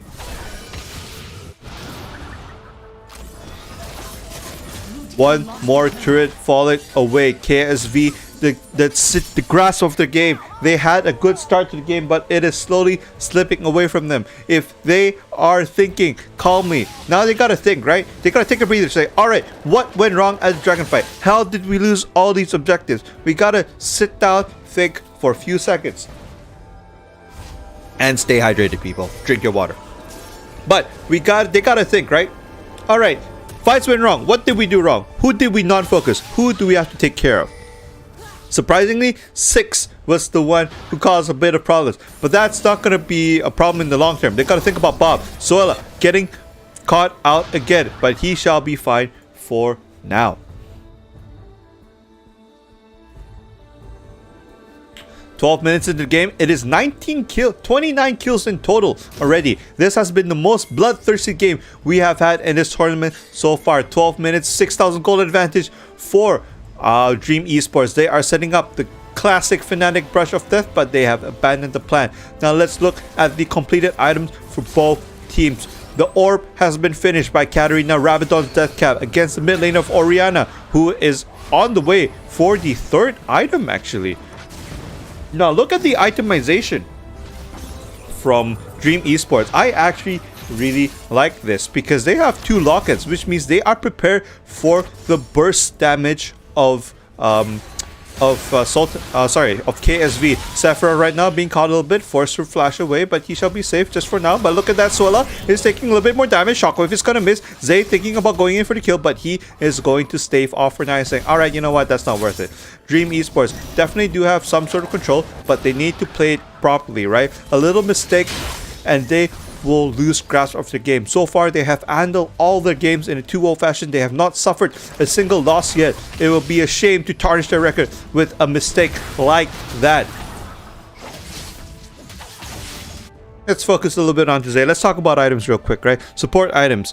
Rakan, 5,600 gold. Janna, 8,000 gold. That triple kill really raking it in. Well, 12 assists too, but that triple kill really raking it in, right? Ardent Sensor, Athene's Unholy Grail completed. Redemption completed. 6 is Force of Flash over there. It's okay. Dragon has been secured. But Wukong comes in with a good Cyclone. That's a little bit of server lag, but that's okay. Slicing Maelstrom comes in. They got 2 people down already. And that is the dream scenario for KSV. They are flashing in, trying to get the kill on Slash. Slash will eventually fall. And this is what KSV needed to come back into the fight. Very, very good initiation. The Flash Cyclone by the Wukong to force their hand into this. And now they are going to immediately do Baron because they do know that Bob is the last person alive. And now he has to watch out. Ackerman taking a little bit more damage, but that should be fine. Goosebumps, you are there. You have to do your job right now. Goosebumps see Bob coming in, but Bob will not make it in time to try and even steal the Baron. That is going to be a good turnaround by KSV. This is a nice back and forth game.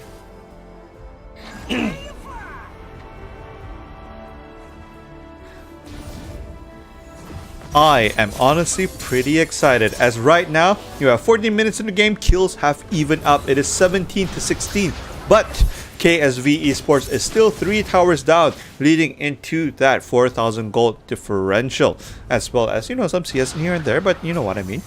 Now, what do we got? Junglers on both sides. Wukong has more gold. As we have another team fight right away, they're going to go for the tower dive, and Pantheon is coming in with the charge, and that is going to immediately call for a disengage from both sides. Don't get me all excited like that. I was trying to talk about something, guys. Come on. All right, let's look at the items.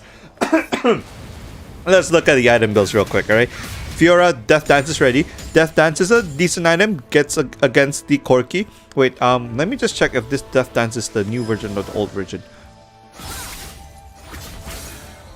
Alright, so this Death Dance is the old version of Death Dance, which means that this is a perfect item against the current team.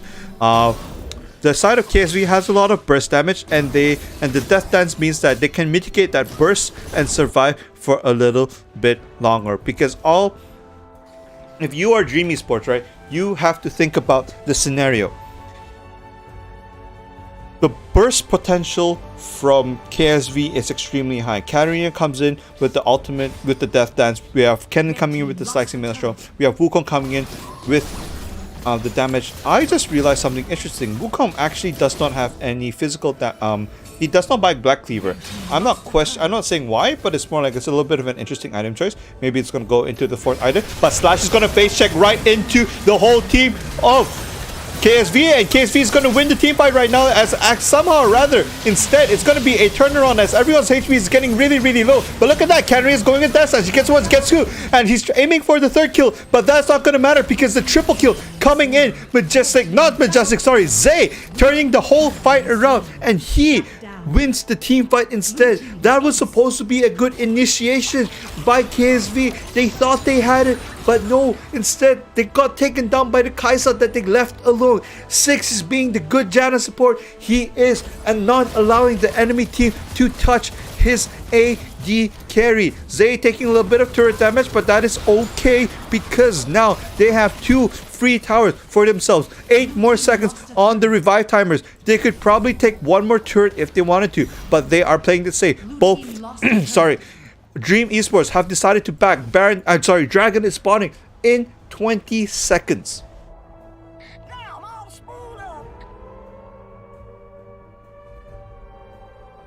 Corky has picked up his package.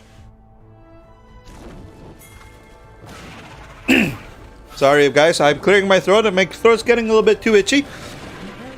Lots of shouting, lots of screaming over the last 4 days. Elder Dragon has definitely spawned. Now KSV are in a dilemma. Do we go for the Dragon play? Do we go for the Dragon play? Do we go for the Baron play? Right? But looks like they are looking their eyes on to the Dragon, as both teams are now converging on this side. But they have to watch out. On top lane, there is a big super minion wave coming in. They cannot stall this for too long, or they will have to answer that at their base.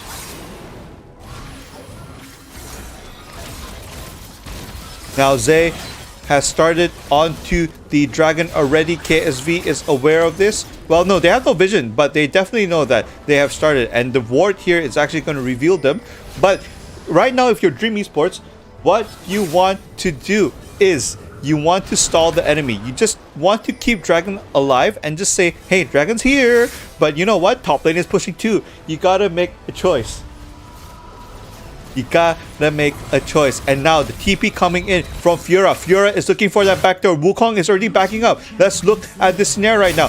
They're trying to stop the backs, and the backs are working, and Fiora is now in a 1v3 situation. What can she do? Fiora, look at that! She's going around the base. She has GA. 2 versus 1 right now, but she's ignoring her enemy. She's going straight for the tower. Tower's at 500 HP, 300 HP, 2 more auto attacks, and she can get it, but that is not going to be enough. Can she make it? No, it's only 1 HP! Oh my goodness! 1 more auto attack, and she would have gotten that true. Oh dear, oh me, oh my! KSV, they learned to survive another day, but that is going to mean Baron for Dream Esports. Now, Dream Esports are coming in, ranking on to the enemy. They are just raining down. They do not care about KSV anymore. They said, you know what? Who cares about you? We're going to run it all the way down. Nexus is only 5 auto attacks away. They're going to run it through. They're going to get the win. That is going to be the first game for Dream Esports. Oh, jeez. Whoa, what just happened? Oh.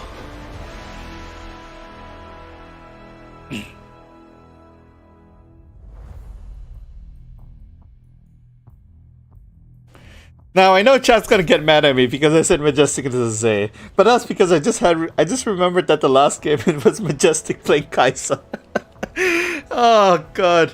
Hold on, give me a sec. Let me just tell the teams what time we're gonna play the next game. That was a pretty back and forth game. Like, it was really back and forth. It led just to one small decision, right? And that was what I was seeing as well. It was, you just needed to stall them because top lane was pushing with the super minions. If you do the dragon dance long enough, the super minions will be in a state where it's undefendable. And that almost happened. They had to send 2 people home right away. There was a team fight that we kind of missed, but that was just basically Dream Esports forcing the fight so that they couldn't back in time to defend against the onslaught that's coming. Because Dream had the correct plan, which is they wanted to stall, and then after stall they wanted to distract. They wanted to stop all the back so that Fiora could get the Nexus. It almost worked. 71 HP. Oh dear. Alright guys, that's gonna what do you mean? What do I mean that's gonna be it for now? That's gonna be game 1 of this best of 5 grand finals. Alright, it's best of 5. We still have more games incoming, but for now that's just gonna be the first game. I need to take a little bit break for myself. I'm already losing my voice, but it's okay. Just another hour and we'll be done. Alright, so I'll see you guys in 10 minutes. GG.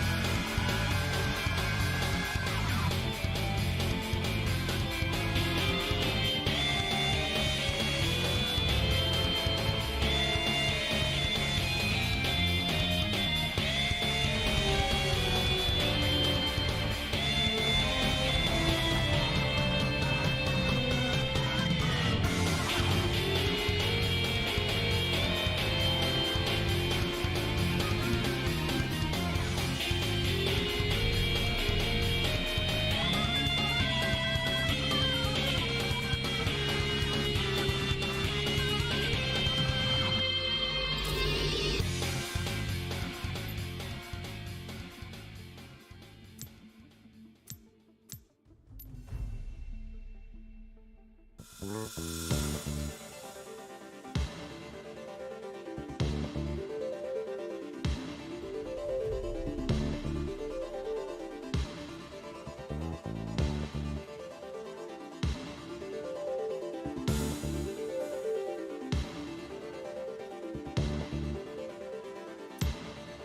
lah.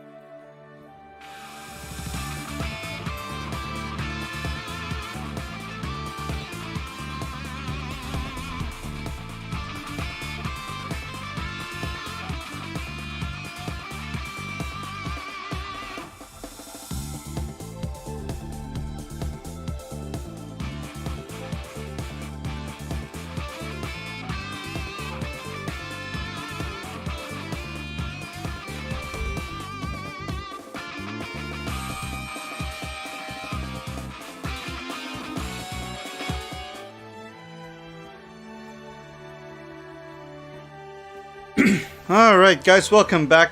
We are going to go into game 2 almost right away, immediately actually. I wanted to talk a little bit about the last game, but I think both teams are ready, so we'll just have to jump into this right away. So that was a pretty interesting game. It's a really back and forth game. Definitely I do agree with the chat that both teams definitely did make some mistakes here and there. The dragon fight was a little bit too forced. I agree. Even the caster made mistakes. That was definitely not Majestic. That was definitely Zay. You know, mistakes like that happen. It's okay. Everybody lives and learns. Now, what are we looking at towards this game? Dream Esports will have first pick and first ban as well. KSV shall be the counter. Will KSV banned Kaisa because that was such a big problem for them? I don't know if they would. I feel like definitely Kaisa is a ban that they're definitely looking into.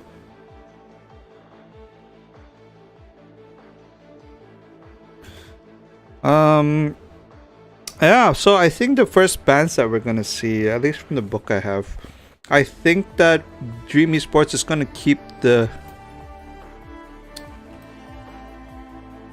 I think that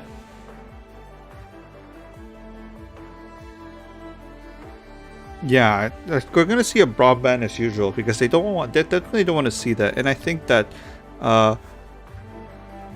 it's still gonna be the same bans actually, Lulu and Braum. So they're saying, all right, it's not gonna be too different. So Braum ban and a Lulu ban will still happen. All right, there's weights coming in, but I'm pretty sure that the bans are fixed.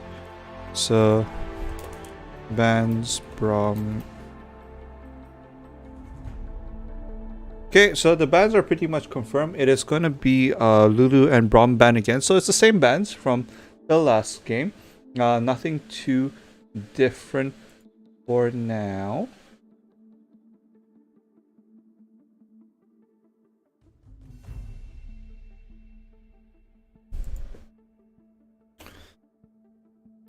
Now, when both teams are ready, we shall straightaway head into the pick and ban phase. Now, I'm expecting Dream Esports to probably first pick Fiora right away. It's been working for them so far, and now Fiora pick allows them to say go a little bit of their interesting strategy so far.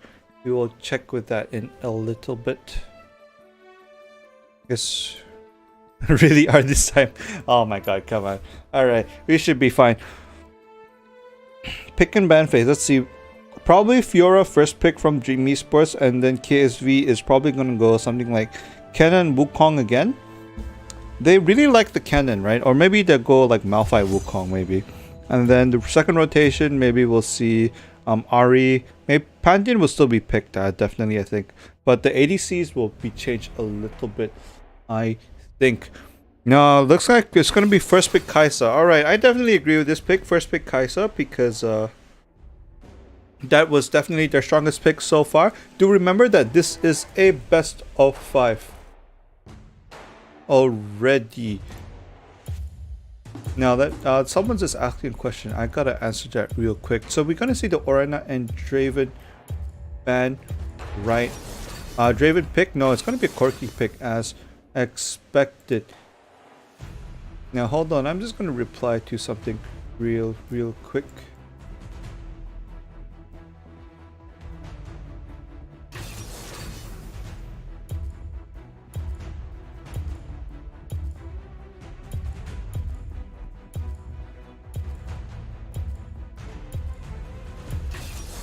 No, sorry about that. Now let's just go back to the game real quick. It's going to be Orianna Corki pick right away. So that's nothing too different from the way KSV is playing. The Orianna is a takeaway, and Slash has responded by taking away the Wukong, and they are reintroducing the Aurelion Sol. But as we can see here, KSV is still sticking to their Kennen pick. They really love their Kennen pick. They're going to follow that up with an Alistair. So instead of having Wukong for the knockups, they will follow that up with an Alistair indeed. Maybe they will run it up with Darius top lane maybe. Oh no, the Darius top lane is going to be taken away actually by Dream Esports. They are opting for the Enchanter in Nami. We are definitely going to see an Ardent Sensor built off right away. So Levi Ackerman, you have the last pick. Top lanes. No, actually, this is a jungle pick for the last one. He may be going for an Amumu pick, maybe a Pantheon or a Vi. I think these are the three options he has. And as we say that, we are going to see the Vi pick indeed. See, guys, I did not wait until he picked it. I guessed it first. Let's just have it on record. But anyway, let me just write all these things down for my own use. It's going to be Wukong. It's going to be a Soul. Gonna be a Nami pick and a Darius. Ori, Corki, Kenneth, Alistair, and a Vi. Now, things I would say that's interesting as usual. KSV are still opting for their ragtag of team fight styles. They are still opting to go into that all-in scenario, right, where they hope to catch everybody in a tight loop and just try and get the best wombo combo that they can. This time they have a better ball delivery system, we could say. Orianna paired with the Alistair, headbutt pulverize combo for a good ball delivery system. Follow that up with a Kennen slicing maelstrom. That's gonna definitely lock 3 or 4 people. We have Levi Ackerman on the Vi, who will look into with a charge in front, probably single out the one threat that they have, which is definitely the Kai'Sa. So now if you are on the side of KSV, what is your plans? Your plan is to basically make sure that you do not allow the Kai'Sa to be fed again. And this time, Dream Esports, they have the plan of going a little bit more roamy. They're looking for a better macro plays. We have the Aurelion Sol, who is very known to leave his lane and immediately gank a different lane. We have a very mobile Kai'Sa. And so the plans that I see here right now at the very least is that they will be planning to be somewhat annoying with the Nami. The Nami's build we will definitely see the Enchanter build out of Nami right away. So we're going to expect to see Ardent Sensor rush by the Nami. That's going to supplement Zay's damage, and Zay will be able to power up in terms of damage really quick. Follow this up in terms of the mid lane, right? So what is the team fight potential for Dream Esports? Dream Esports, in this case, we are looking for a roundabout engage. They are not going to go all in, not the same way as KSV are going to go, but they have plans, right? They have a catch potential. If they catch, for example, somebody with the Nami bubble, they can follow that up with the stun from Bob on the Aurelion Sol. If anyone's out of position, Daze can try and come in and pull them. I just realized that Daze is actually playing top lane instead of ADC this time, so we have a little bit of a switcheroo here and there. So yeah, how this bot lane phase will go, I'm not too sure itself. But let's just look at the HP bars. Bot lane, I don't expect any fights to happen just yet. Let's look at mid lane and now maybe at the top lane. Right now, Daze and Sephiroth are fighting just a little bit, but so far they are not going too crazy. Aurelion Sol losing a little bit on the trade, but it looks like his mana is just a little bit better. Now we look at the jungle situation, right? Both junglers have finished their camps already. It is going towards 2 minutes. Scuttle Crab is being complete. They are going to prepare for their first gank. Levi Ackerman is thinking about going towards the bot lane, as he's going to go for the classic. No, he's not. I expected him to go from behind, but actually it looks like he's opting to continue to farm his jungle again. Top lane, we missed a gank onto the cannon, but nothing is going to happen so far from there. Bot lane, a little bit of initiation by the Alistar, trying to get a quick stun on to 6, but that is not going to happen. 6 being a little bit forward positioning, I would say. But that will lead nothing so far. Now, top lane, there's going to be a little bit of interaction. Daze chasing onto Sephiroth, using his ultimate right away, sending a warning shot. Not going to be enough to kill. I don't know if that was intentional or a misclick. But either way, Kennen is now half HP, and Darius is down and ultimate. And I do not expect them to have another fight, as Vi is coming towards bot lane. Thinking about it, but has revealed his position over there with that scrying, with the scrying bloom over there. Now we look at Aurelion Sol. He is level 5. Ultimate is up, looking for the roam potential. Maybe, just maybe. Let's look. He has his skills leveled up. Definitely all skills are ready. He's going to go in to fight the Orianna, but he's taking more than he can chew. Trait that's gone a little bit wrong for him so far. One QW combo definitely hurts quite a little bit, and if Orianna is prepared, she can have the shockwave ready and send Aurelion Sol going home almost right away. It's 3.5 minutes compared to the last game. It's a little bit more quiet this time, though I hope I didn't jinx myself because game got pretty bloody last game. Now Nami right away getting a good bubble onto the Orianna. Orianna less than half HP right now, but they are not going to commit fully into that gank. And right now Orianna is just a bit safe. Barrier is still there, has not been popped yet, so he is still playing okay for now. He's not in any real danger, but he's gonna see Debop on the side thinking about it. But let's look at bot lane, as we have 3 members onto the bot lane right now. Nothing happening yet so far. Now compared to the last game, this game is pretty quiet, I don't want to say stale. Stale is not the right word, because both teams are planning things, but they are trying to find the perfect scenario to execute, and they are not finding the leeway. They are not finding the opportunities to find the engagement that they need to give them that advantage. But slowly, Dream Esports is pushing towards a small gold lead. Let us bring up the items real quick. That is not an item. That is an item. We can see here, Alistar has already finished the redemption. He has fully upgraded his boots and committed into the build. Nami is actually going for a tier build. Slightly more offensive. There's no Ardent Sensor. I was totally wrong about it. Vi opted for, I would say, a relatively interesting build, going for the GA first item.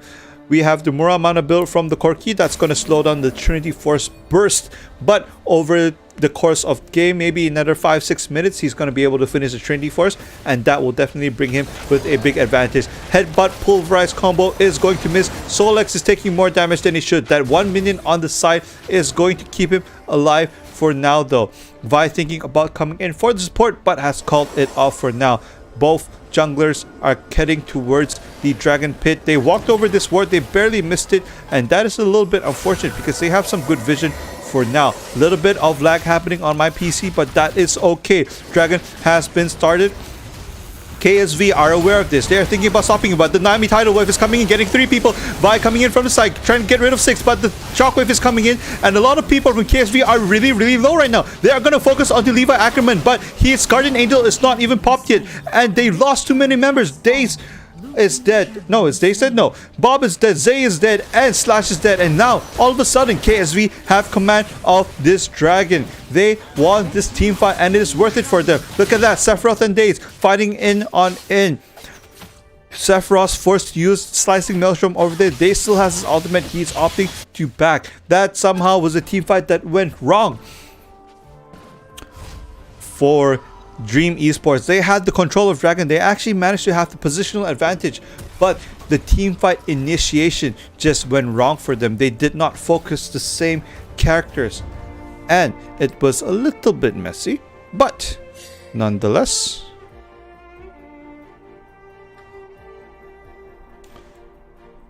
a 3-0 start for KSV. Now the game started last way, the same way. KSV has gotten an advantage early game, but towards the mid game, it was the teamwork and the skill prowess of Dream Esports that won them the fight. Now we missed a little kill onto the bot lane, but that's a-okay because right now Rift Herald is being taken right now. We can see KSV do know this. They are thinking about stopping it, but they are wondering if they should go in again. They do not have their 5th member in their ADC to help them for damage this time, and looks like they are opting not to. Rift Herald has been secured right now. First turret taken by Daze on the bot lane, and they are looking to summon Rift Herald in the mid lane for a very, very aggressive push. Maybe, but surely. Never mind, they called it off.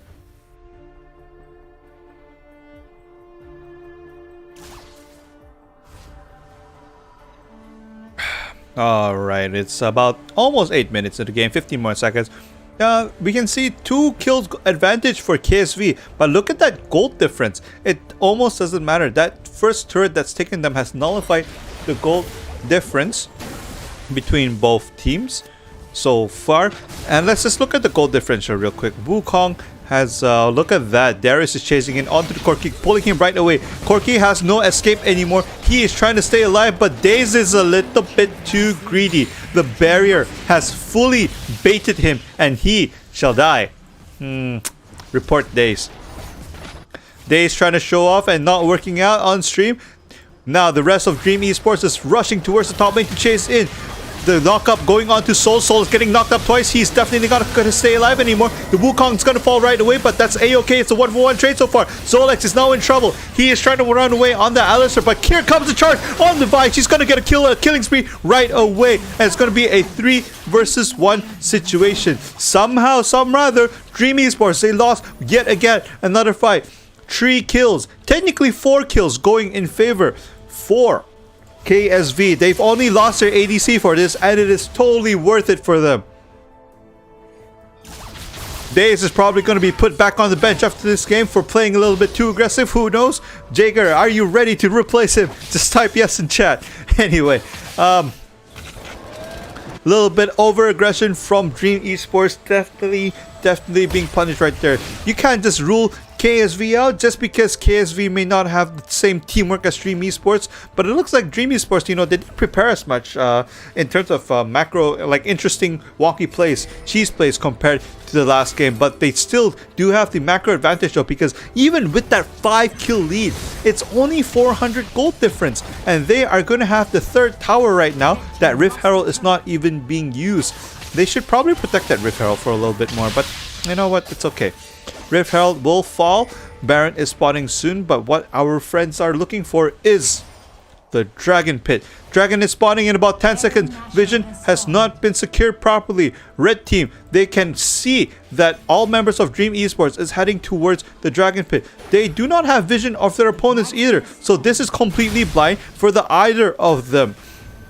But who has the positional advantage? Nami is coming in late. Dragon has been started by KSV, but they said, alright, we pulled this by accident, let's not try. Daze at the backside looking for a flank, trying to see if they can kill anyone. But look at this, they are trying to sneak the dragon. They are aware of this, and they have opted for the first mid lane push. Now all the pings are running in saying, alright, we gotta go for dragon, we gotta go for dragon. The stun comes in, 2 people get stunned right away. Wukong coming in with the Cyclone, getting 3, 4, 5 people knocked out, slicing Maelstrom, trying to wreak havoc into Dream Esports side. The shockwave coming in from Orianna is not going to matter too much, because look at that, KSV have the advantage. They have the positional advantage. It's a triple kill from the Corki, and now the last 2 members alive from Dream Esports. They have to run away. They can't commit to this fight anymore. What looked like they had a good fight does not matter, because 4 members of KSV are still alive. They are going to get this mid turret. They finally have a gold advantage. That little bubble stun is not going to matter too much, because the team fight potential from Dream Esports is lacking.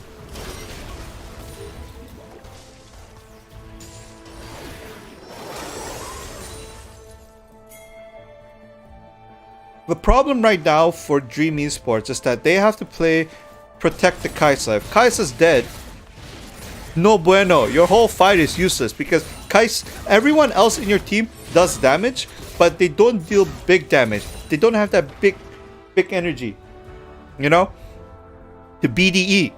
They don't have that. You need your Kai'Sa to carry in. The problem is, if Kai'Sa's the first to die, there's almost no follow-up damage, because Aurelion Sol catches one person, stuns one person. He needs someone else to follow up. Daze on the Darius, he needs to stack up the bleed before he can get a good team fight. And if he doesn't, he's pretty much useless. Nami, once Nami did the knockup, once Nami has done the tidal wave, that's all Nami has. Wukong, double cyclone, that's it. The damage is all on Zay on that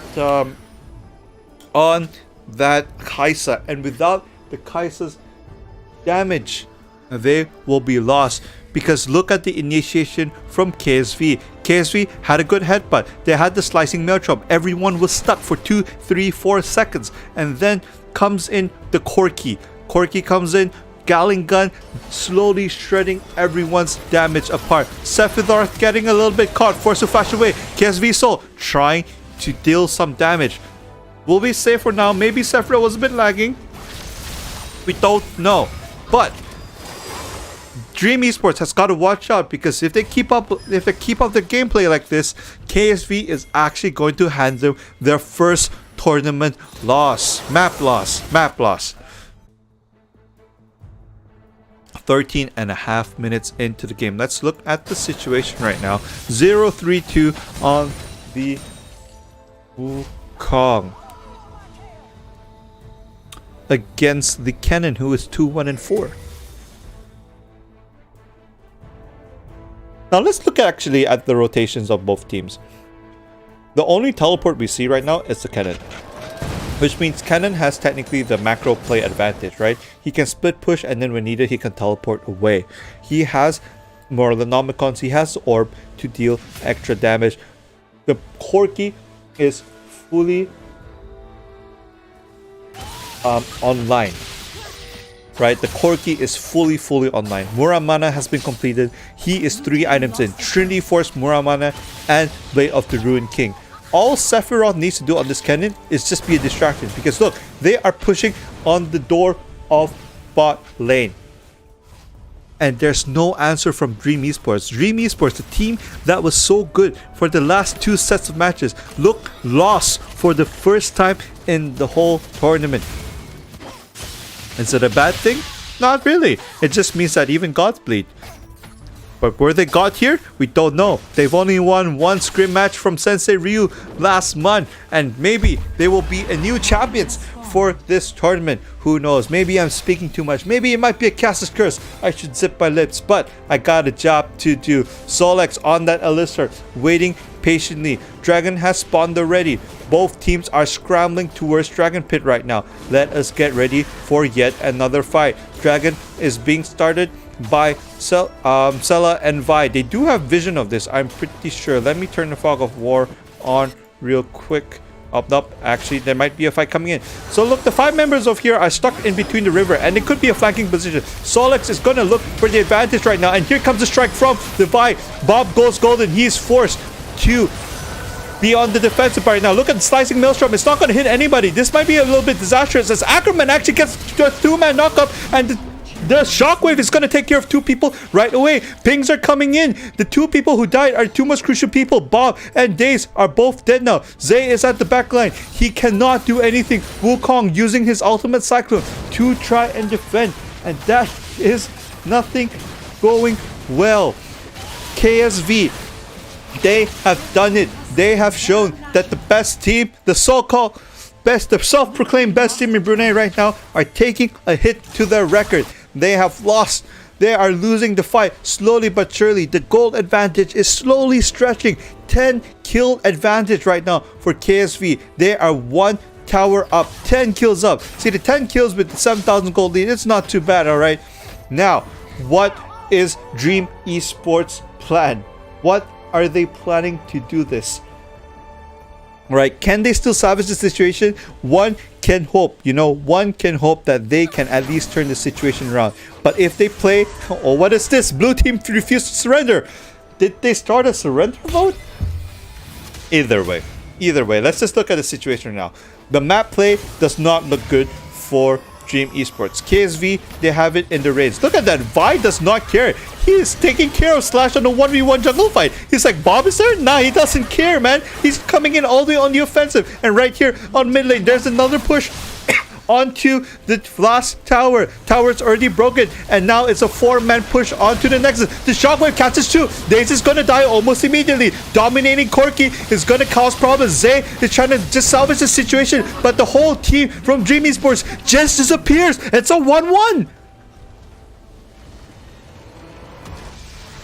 Victory.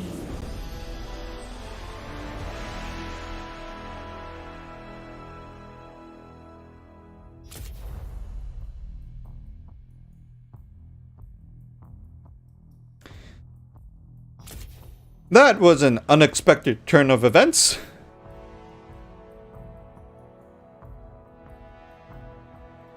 We can all say that was definitely a big unexpected turn of events. The replacement from Jaeger to Daze looks like it did not pay off, because Daze have definitely made 1 or 2 questionable plays, but I feel like the Aurelion Soul pick was a little bit questionable because they didn't have a way to fight when KSV were ahead. KSV were definitely struggling just a little bit early game, but the moment they got the first few kills, they ramped it up. And then the team, the whole Dream Esports, right, they looked a little bit lost. It's like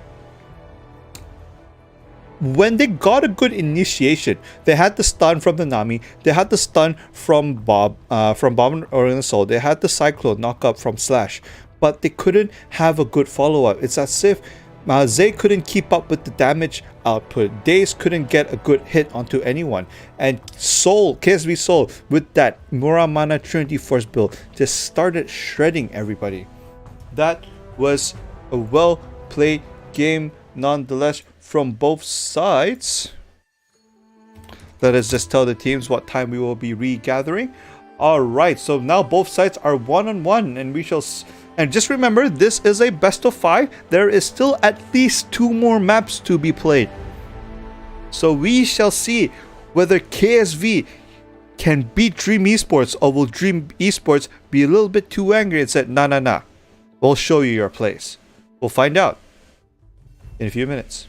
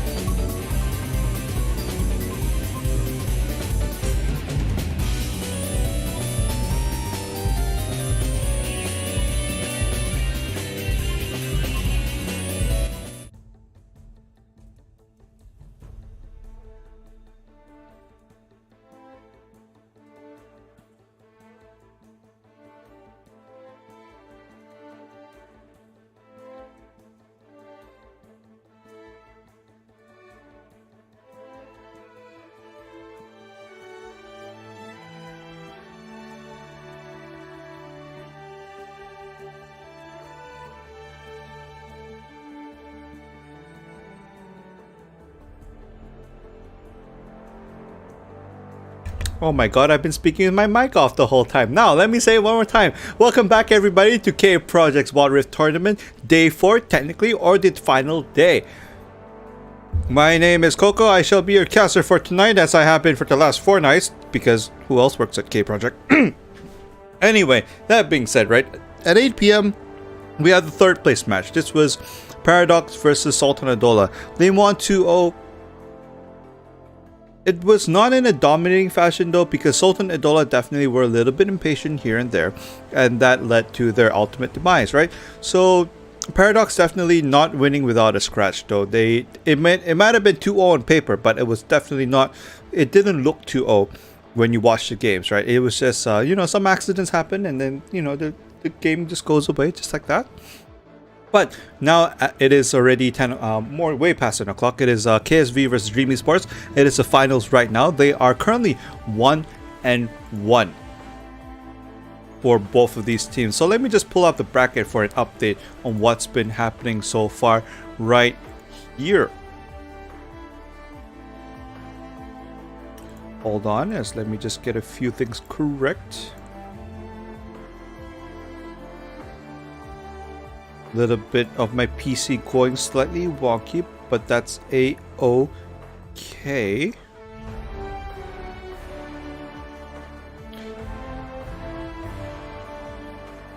Now,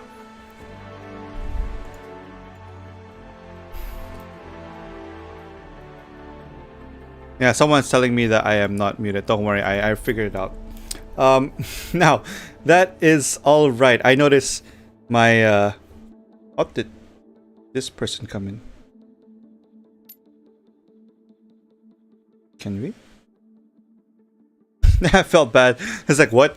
All right, kick him. All right. Anyway, no, I'm sorry. You guys are not seeing the lobby anyway. So let's just look at the graphic real quick, right? We can see that on the top side we have Paradox Esports. They went in their way. They were trying to fight against KSV. Did not make it well. KSV made it to their finals. We see Dream Esports winning 2-0, and then against KSV they suffered their first map loss in this tournament so far. What happened to my game sound? I feel like it's going a little bit too soft.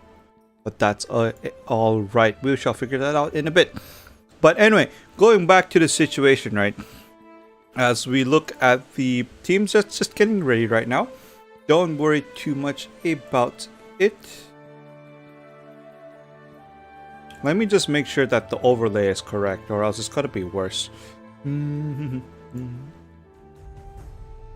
Now, both teams have definitely scored one round each against each other already. It is a 1-1 on both sides so far. We can see that there is one more replacement again. 6 is no longer playing in this map. Zay as well has been replaced. Just so you know that each team has about 7. Each team is allowed up to 7 members in their team, as we have allowed. And the bans have already started. So Corky is being banned and Lulu has been banned right away. So the Lulu ban has been pretty consistent from the side of KSV. They have always banned Lulu. They do not want to deal with that Enchanter support, who has been causing a lot of problems in, well, I would say in Wild Rift so far. Like the Ardent Sensor Rush into any ADC that needs a lot of attack speed. It has been working pretty well from them. Now let me just write down the Corky ban. Corky was definitely a ban I expected to happen because Corky, the way that Corky has been playing, especially for KSV, it's definitely given them their win. But this will change things by just a little bit because this will allow KSV to run their not iconic, but their own classic Braum setup, right? But it looks like we are going to see the first pick of Orianna. Both teams look like they know what they want right away. The Braum is a takeaway pick because KSV has been pretty good on that Braum so far, so they're gonna take it away right away. And also a Kai'Sa takeaway from Dream Esports, not letting them be too aggressive on that. Lee Sin has been locked in right away. Are we gonna see the first Diana of the tournament? I do not know how much these teams have been discussing, but we have given them about 10 minutes to decide what they want to do with their next game, as we are going to see the first ever Diana pick of the tournament. This will be a little bit interesting to see how it will go. I'm just writing all this down just so you know. Classic Kennen pick is always there. And I believe for Levi Ackerman, it's going to be once again a nice Vi pick. The Vi has been pretty solid for them, very good for them in picking out teammates. Now Jaeger is, I'm expecting Fiora. Okay, you can't really lie to me. Jaeger has always picked top lane Fiora for the entirety of this tournament, so I have no reason to believe he's going to pick anybody else right now. As we expected, the Fiora has been picked in and locked in, and this is what we expected. So we're gonna have a new pick in the Diana against Orianna. It's gonna be a little bit interesting, but once again it is down to the jungler dynamic for this game. So for this draft phase, it's a little bit different from the last 2 games. A lot of takeaways, right? Braum is taken away from KSV, and in response Kai'Sa has been taken away from Dream Esports. These are pretty strong champions overall. Now the question is, how will both ADCs go into this fight? Because I'm not sure what to expect, honestly speaking. Top lane is still going to be the typical. I would say that Dream Esports are still looking for their for maybe a lane swap if they try it again. If not, they will be definitely looking to have Fiora split pushing as much as possible. Again, as we see KSV's composition, they are looking for all-out team fights, right? They want the cannon with the slicing maelstrom to go in. They want the Orianna to follow up with a nice shockwave. They have Vi ready to pick out one person, right? Vi is there to disable the one person that they need to. And at least compared to last game, where last game there was only one ADC, one real threat on Dream Esports side. Now they at least have more. They have the Fiora to worry about. They have a Xayah to worry about. They have a Diana to worry about. As let's just look here a little bit of the stave of. There is no auto direct in this game, just so you know. So everything has to be done manually. So if I do miss things, I do apologize. As we can see, Rakan opted not to buy a single item right now. As we can see here, they are going for an invade on an invade. Diana definitely spotting that they are doing the red buff. They're going to both invade each other's jungle right now, but KSV Sol is going to stay at the bot lane. He's going to soak up some extra ESP, have the little lane advantage for now.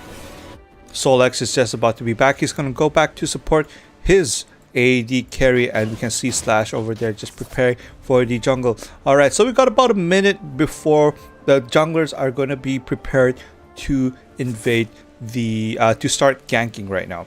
And KSV Sol definitely having a little bit of a hard time being zoned out. This lane is being frozen as good as they can, but if KSV Sol manages to get that 1 minute EXP, that is all gonna be worth it, and so far he did. So even though he's been starved off from EXP for now, but soon the lane is going to be pushed towards their favor. And look at that, Slash is preparing for a nice sneaky gank. He is hoping to be able to catch them off guard. There is no vision on him as of now. KSV Solex is going in. It's not working out too well. The Z-Rank is already forced to flash away. Slash is actually taking too much tower aggro, and he almost gets the kill on the Solex. They're thinking about the tower dive, but they decide not to. Vi coming in from the side, trying to support his teammates. Goosebumps is coming in as well. They are trying to chase him off, but it is a failed attempt to get a first blood onto KSV. Dream Esports trying something crafty that is not going to work out to them. The feather recall was not available for that last kill. And KSV, they will hurt a little bit for EXP, hurt a little bit for gold, but they did not give away first blood just yet. And this will keep them alive, at least for the start of this third match in this best of 5.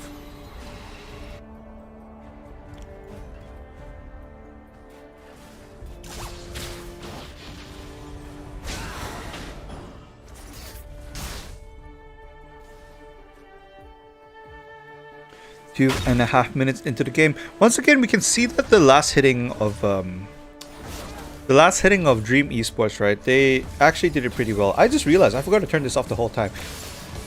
I'm so sorry. But anyway, let's have the proper graphics. My webcam is now gone from the screen. We don't need that no more. Alright, the score is just 1-1 for both teams. This is a best of 5. Do not forget that now KSV are slowly going to push their way in. Now let's just look at the status of the game, right? 3 minutes in the game, 500 gold advantage, about 400 gold, that's to say, right? This just means that on the side of KSV, they are not last hitting as well. Maybe they're not juggling as efficiently.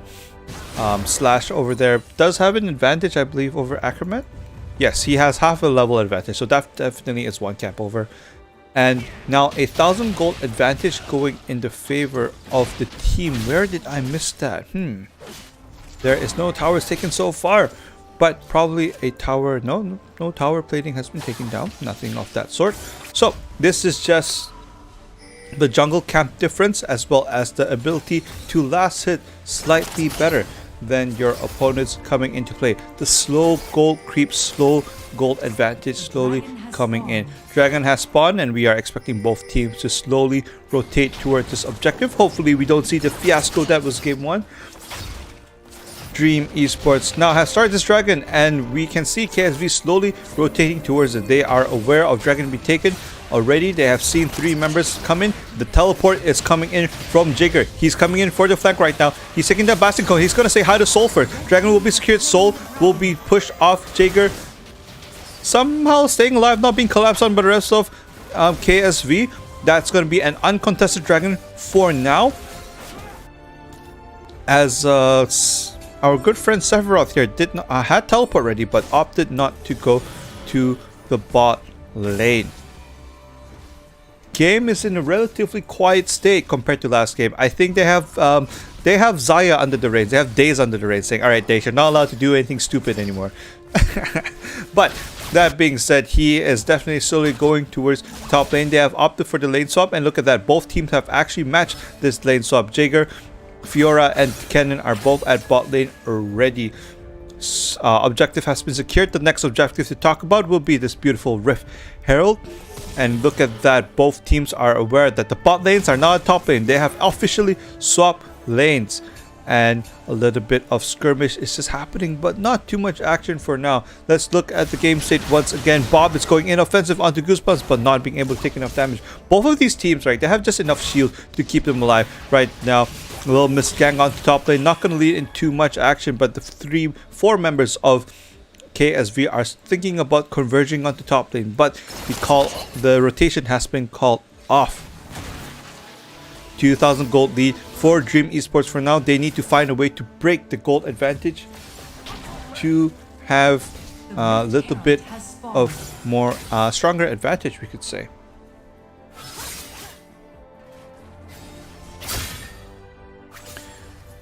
Now, the only thing I wish that I could talk about was CS differential, but in Wild Rift, in the mobile version of this game, there is actually no CS to talk about because they actually don't add that stat anymore, which is kind of sad.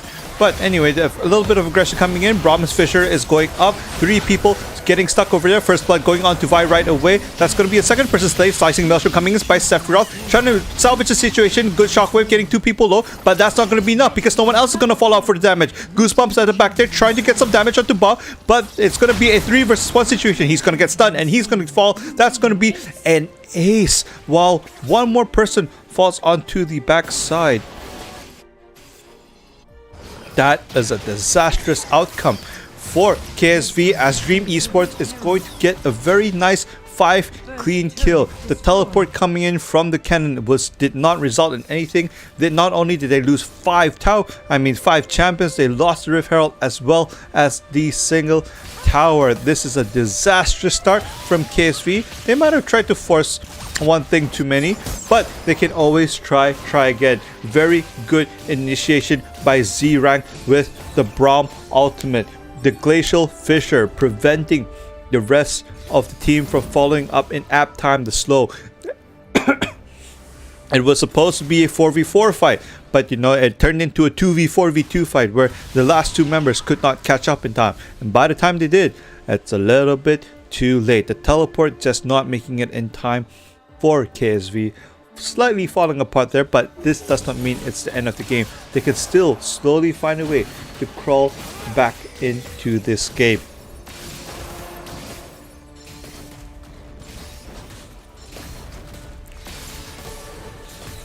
As we look at the item builds from both teams so far. Now, Fiora has completed Trinity Force. She is definitely going to be hurting against the Cannon, who has not even finished his first item. And look at that, Cannon taking quite a little bit of damage. Any more and he would have been dead. Rift Herald has been spawned already, and that is definitely going to translate to one more turret, as we are going to focus into mid lane just a little bit of action that's being missed. Dragon's Rage kick coming in. The knock up from the Rakan will not translate into anything, as KSV will disengage for this. So I'm sorry, Ocean Dragon has been summoned, and it looks like they cannot defend against that dragon tag. This will be a free dragon, uncontested for Dream Esports for now. KSV are looking a little bit lost. They do not have the same amount of macro control as they did the last game. Look at that, Rift Herald spawn, dealing quite a bit of damage onto the tower, but Sephiroth managing to stun the Rift Herald just enough to keep the tower from getting any lower. But KSV, they gotta plan something real quick or the fight's gonna look worse, because unlike the last game, They are losing in all aspects right now. It is 5-0 and it is 9 minutes into the game. 5-0 and kills, 10,000 gold advantage, right? And they are losing 2 towers already and potentially maybe a 3rd tower in the mid lane. Daze right now is trying to be initiated on, but the rest of his team's coming in. Zola's almost dead, but he manages to heal and stay alive just somehow, some rather. Ackerman's going to be the first to die. Guardian Angel has been popped, but Bob is coming in from his side. Flash initiation from the Diana, and it's not going to be enough as it's going to be chaos as KSV is going to find a perfect fight, stunning 3 people under the turret. It's going to be 3-on-3 right now with the turret as an advantage, but Daze is coming in trying to get the flash feather fall, but it's not going to work and he's going to die as well. It's going to be a 3-for-2 exchange in advantage for KSV. KSV are trying to find the rest of the team. Jaeger a little bit low, he's getting chased, but he should be able to stay alive. Goosebumps is not going to have enough movement speed to catch up with that fight.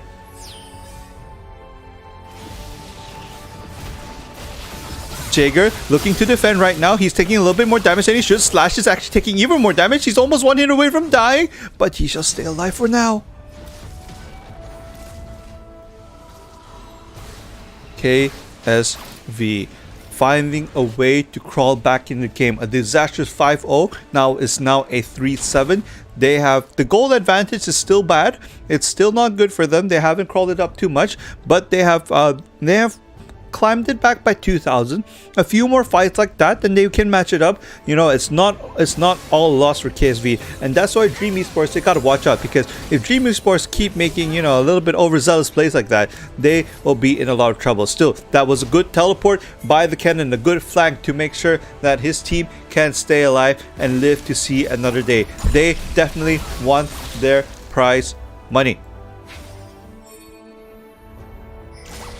Pings are going all across the map. We can see an initiation by the Diana already. Shockwave coming in. It's going to be 2 people dead right away. Rakan and Oriana caught off on the side. Ackerman, what are you doing over there? You shouldn't be there. And the Vi is going to use the ultimate. That's going to be enough. Sephiroth is just using his slicing maelstrom just to try and stay alive. But he is going to get stunned by the repulse, and that's not going to be enough. It's all falling apart for KSV. One person gets caught on the right. One person gets caught on the left. And now it's going to be a free Baron.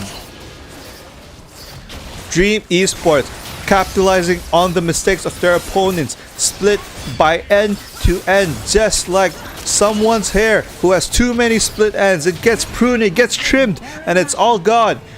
And now KSV are in a little bit of trouble. The 3 kills that they managed to earn are now handed back to Dream Esports with 1 extra, and the gold lead has went back from 8,000 to 11,000 gold. I almost said dollars.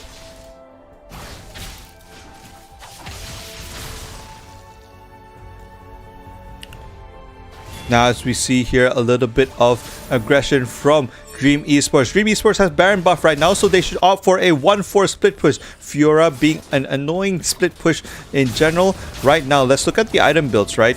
It's been a while since we've seen the item builds.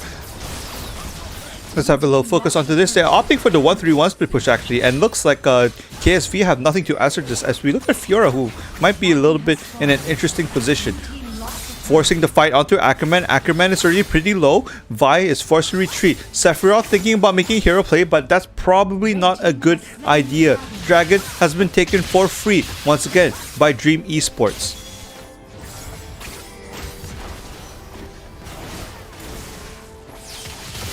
Look at Jaeger right now, forcing 3 people to defend the top lane against it. And this means that in the mid lane, they are going to take 1 more free tower. KSV, they have no way to answer the pressure from Dream Esports right now.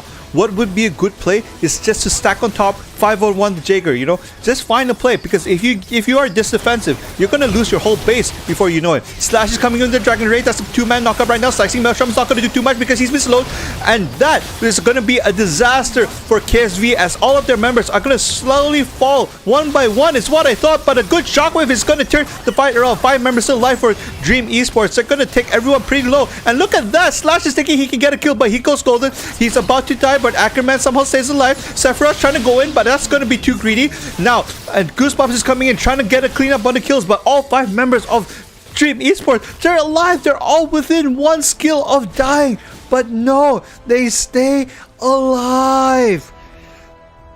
Oh, what is happening?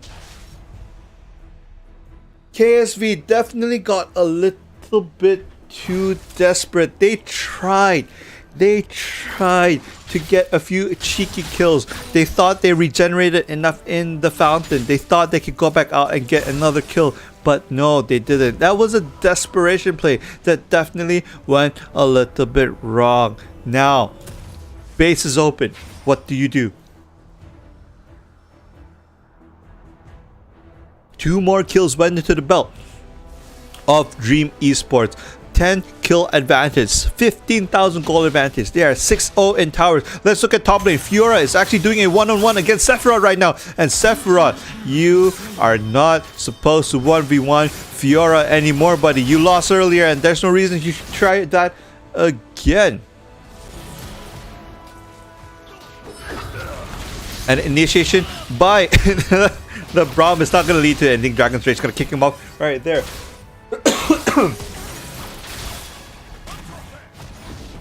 Now, Dream Esports looking for the final another coffee. That's a good shockwave. Gets 2 people, gets 3 people actually. Now, Dream Esports are on the retreat. That's going to be first person. Z-Rank is going to die. Braum is dead already. Stash is coming from the back. He gets rid of Rocket right now. He's going to go one-on-one against the Goosebumps. And right now, can he barely make it? He's going to get chased by the other people. That's going to be 2 people dead. Somehow, some rather, KSV makes a good defense, but they're going to lose the tower for this. But this is a trait they can accept. They managed to at least stave off the game for a little bit longer. A trait, I believe it is a 1-4-3 trait, or maybe 2-4-3 trait.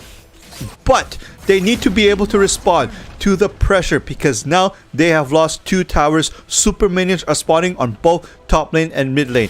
If they are too passive, if they are too indecisive, this will lead to a free Baron. Look at that. Goosebumps is on the hunt. Jagger finds him and he's going to go on the full offensive. Goosebumps is taking a lot of damage right now and he's going to get slow. Ackerman comes in to save his teammate and that's going to be enough to keep Fiora away from possibly ending the game just by a random catch. Now, we are heading towards the end game of the fight. It is now 16 minutes. The 4th dragon is spawning, the last Elder Dragon. If the 4th dragon is secured by Dream Esports, then the combat potential of them will be pretty fierce with that fire dragon right there. So KSV, it's a do or die scenario. They have to win at least the next dragon fight, or else it is pretty much a matter of time before they are sent to lose. Dragon has been started right now. It looks like they are thinking about the Baron, but that is the wrong focus because look at that. Daze and Slash are getting the dragon for free. There is a good wall of 3 champions right there that's going to prevent the rotation onto the dragon. This is a disaster because now that's a free Elder Dragon claimed by Dream Esports. The Elder Dragon buff is a pretty substantial, pretty big buff if anything. Let's just click on one of the members and look. The Elder, can we click on it? No, maybe yes, no. Oh, it's not going to open the tooltip. That's kind of sad. Alright, anyway, they have the Elder Dragon buff. They have the extra 6%, I think 6 or 8% damage from the dragon. This is not going to be good. Now they are playing textbook League of Legends. The members of XKSV are all forced to defend in their base. That's another free Baron once again. They can't respond to it because Jagger is just going to backdoor. So now it's a one-on-one Sephiroth against Jagger again. Are you sure that's a good idea? That's a skirmish actually on the Baron pit right now. It's going to be Zaya coming in, getting feathers onto 3 people. It's going to be a very bad situation as everyone's just going to get deleted right away. Ackerman, last person alive. It's not going to matter because look at this. They are going to knock on the base of KSV. They are having a hard time right now. Dream Esports are going to take the 3rd game in the commanding fashion. This will be a 2-1 as they are heading in for match point.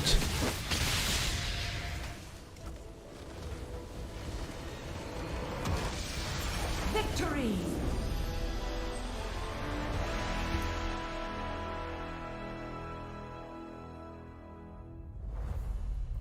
Oh boy, that was way faster than I thought. That was an 18-minute game. It was one of our longer games, sure, but man, the tempo control just went nuts. Solex, I believe that on the side of KSV, there were a few fights that could have initiated way earlier that they were just too hesitant to make. But that being said, I think one of the crucial team fights was towards the mid lane inhibitor tower. Well, not inhibitor, but the tier 3 tower, right? Because KSV actually had a good defense fight planned out, but Z-Rank got the perfect initiation. He used the Glacial Fissure and then knocked up Sephiroth, the cannon, just as Cannon was about to initiate with his ultimate, with the Slicing Maelstrom, right? Z-Rank used his ultimate and knocked him up, stalled him, and then Sephiroth tried to run straight inside the Glacial Fissure of Braum, and that slowed him and he couldn't support his team, and that led to the fight that they lost, and that blew up the game exponentially, and that almost sealed the fate of KSV. Oh well, it is not over yet. We still have at least one more map to play. This is a best of 5 after all, so do not forget, guys, that this tournament is sponsored by Macchiato Cafe. It's been a while since I gave them a shout out, so just remember, let me update the scores real quick.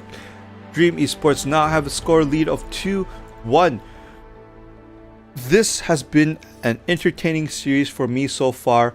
It is not over yet. We still have one more game to watch, right? So don't think it's just a best of 3, it's a best of 5. We still got at least one more game to watch. KSV might have a chance to be able to push further on.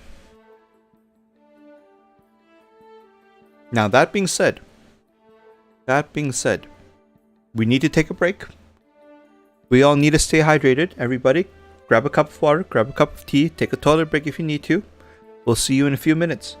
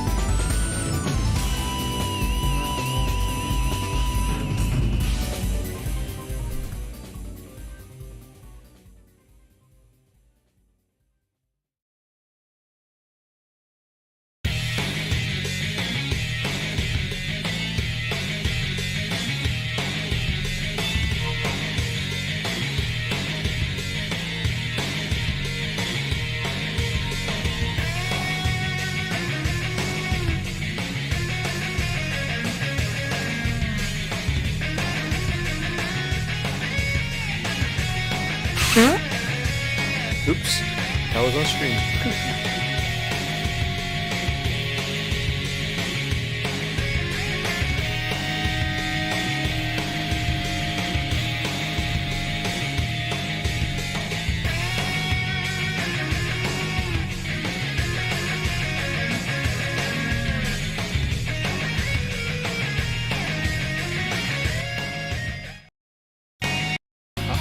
Oopsies. Alright guys, welcome back. Looks like the teams want to start almost right away, so let's just transition to the webcam over here. Hello guys, welcome back for the last short 1-minute break. Both teams are actually requesting to play a little bit faster. So we're like, alright, we can, if you both want to start faster, I'm not gonna complain right there. You know, just a little bit break for me, but that's a-okay, which means we finish the tournament faster, we can all call it a day and go like, alright, it's a good day. Now, it's been a 2-1 series so far between KSV and Dream Esports. Now, if you just look at the bracket right now, this has been the update. KSV vs Dream Esports for the grand final. First place gets First place gets $60 and the second place gets $40, followed by third place getting $20. That's won by Paradox Gaming, who have secured themselves third place. Now, KSV versus Dream Esports are heading towards the fourth map of the series. May or may not be the last map, depending on how KSV defends against themselves. Now, I still will expect the Corki ban from Dream Esports, because there's no reason for them to there's no reason for Dream Esports to allow Corki to go through. Now, what can KSV do? KSV has been adamant about banning the Lulu every single time. So that is the only, I would say, not worry, but they've been very anti Lulu, right? But if we look at the scenario so far, like what do they need to ban? What went wrong in that game? Dream Esports, they definitely showed a little bit of surprise with the Braum, with the Diana. I feel like Fiora might ban Fiora, but that's not what I'm thinking about actually. Looking at my little notebook here, right? I think that the mistake that KSV made was that they didn't pick the Braum, because for KSV they defeated Paradox Gaming by using a Braum Ken combo, and it really shocked me that when Braum was open they didn't pick it first. They opted for Orianna first, so that threw me off, because I thought that, you know, since Braum was such a good pick for them, that they would definitely be picking it first. And well, since that's the case, right, I'm not sure what to expect. Definitely Dream Esports being first pick. They probably will ban Corgi, leave Braum open once again, and then if Braum is open, they might pick it right away. So KSV has to watch out for this.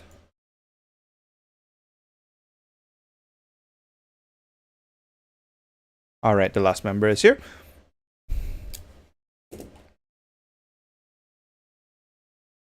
So I believe it is first.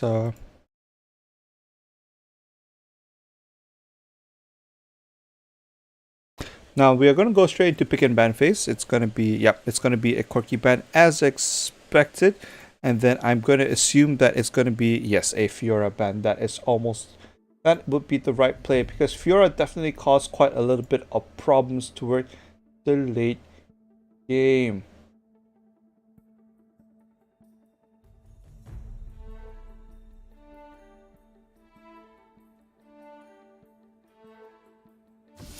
All right, both teams are eager to start right away, so let's just go right into it right now. So the ban was who was the ban? The ban was a Fiora. That's to be expected.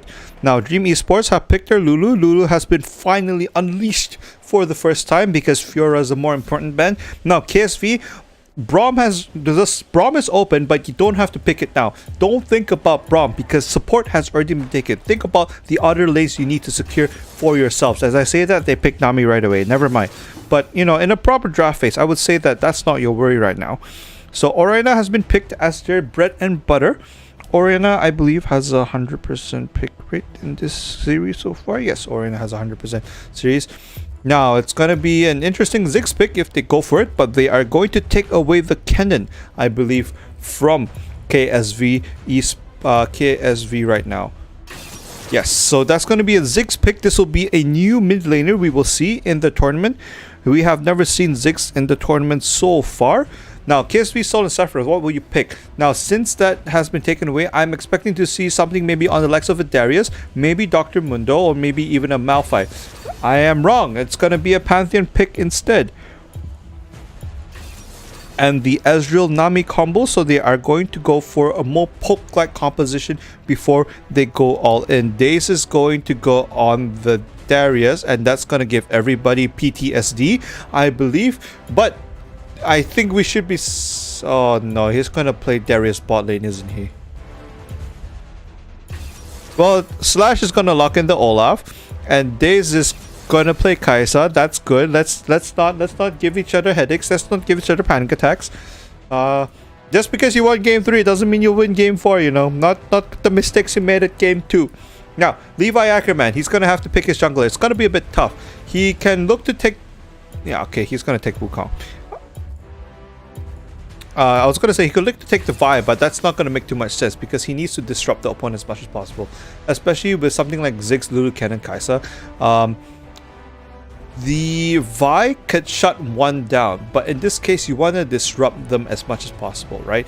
There's nothing they can do about the Olaf. That's what they have to watch out for. So the dream goal for Dream Esports, right, is that Olaf will ignore all the CC and run straight for Ezreal. That is the ideal scenario.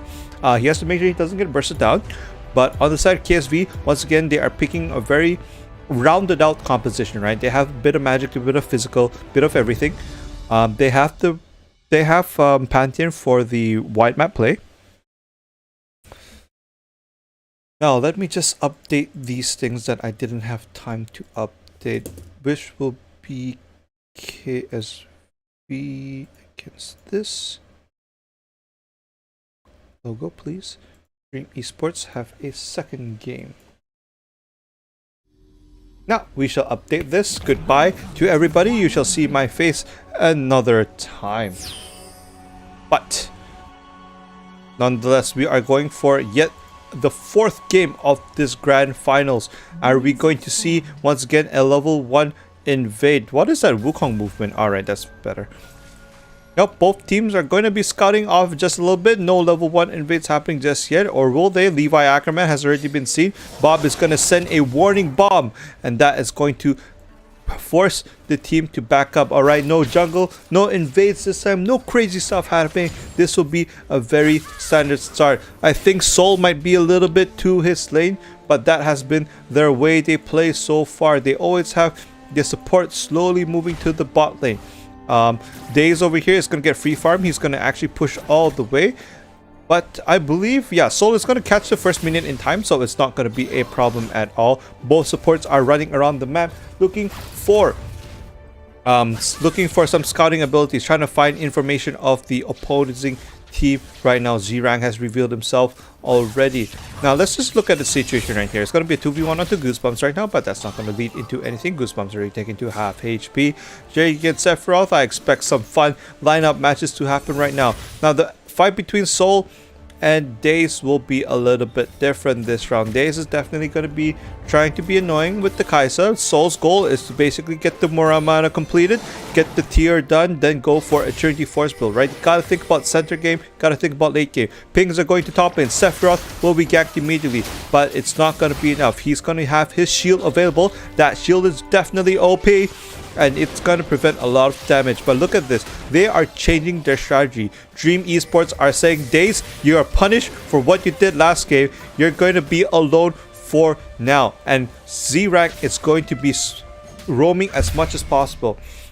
Now, this usually sets up a gank for the bot lane, but look at that. Ackerman might be in a little bit of trouble if he ran the wrong way. He's thinking about going for the fight, but this might be a bad idea. He's going on to Bob already. Bob is actually taking pretty low right now. He's going to get knocked up right now, but look at that. KSV has been forced to retreat, and all 3 people are very, very low. Sol is almost going to die, but he's going to bury it just in time. Daze is about to fall, but he flashes as well. Ackerman is going to be really low, but Daze finally falls to the bleed damage and a red buff, I believe. And Goosebumps is now going on the offensive. He definitely is looking for more. Bob is taken pretty low. Their Z rank is also pretty low. No, sorry, Slash is pretty low. But Daze is going to be the first person to die in this extended exchange. 1 kill going to KSV. KSV saying, you know what? After last game, we gotta show our worth. We are not done yet. Now let's just look at the top lane. It's gonna be a fight between Jagger and Sephiroth. Jagger is having a little bit of a hard time against the Sephiroth, but he's an energy-based champion. He should be having a better time. He missed an opportunity to get another additional auto attack,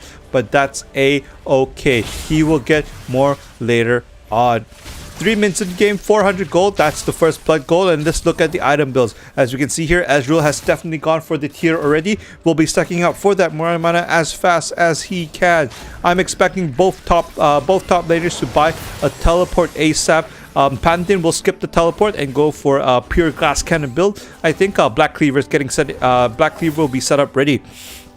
But definitely he does not need the boots item upgrade into teleport, whereas Kennen is kind of forced to buy teleport if he wants to flank and provide good support for the teammates. At least that's what I'm hoping. Maybe Proto Belt works too if you are looking that way. Ackerman is at the back, level 6 already, thinking about a gank. Both junglers are on bot side, preparing a little bit of damage. Right now we can see the initiation coming in onto Nami. Nami's already getting caught. The tidal wave is not going to be enough. Sol is going to run away for now. Sorry about that. Got walked into my room, but it's okay. I'm not doing anything suspicious. Just casting a little bit of Wild Rift. Now, Dragon has spawned.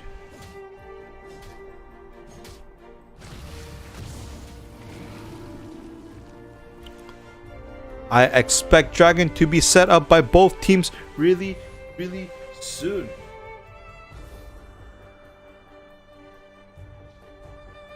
Oopsies. Now, I expect this to happen really soon.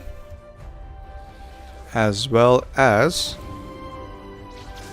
Now, sorry about that. I kind of lost my composure for a little bit, but Dream Esports are going to secure the Dragon for themselves.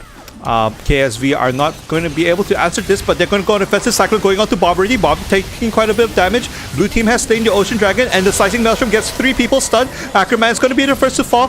Solex there on the Nami is going to be fall up right away. Sephiroth comes in with the Pantheon ultimate, but that's not going to matter because all his teammates are dead. 4-4-0 exchange for Dream Esports. This is not what KSV wanted to see. Dream Esports has a better command of the team fights in general, and that is going to lead to some pain for them.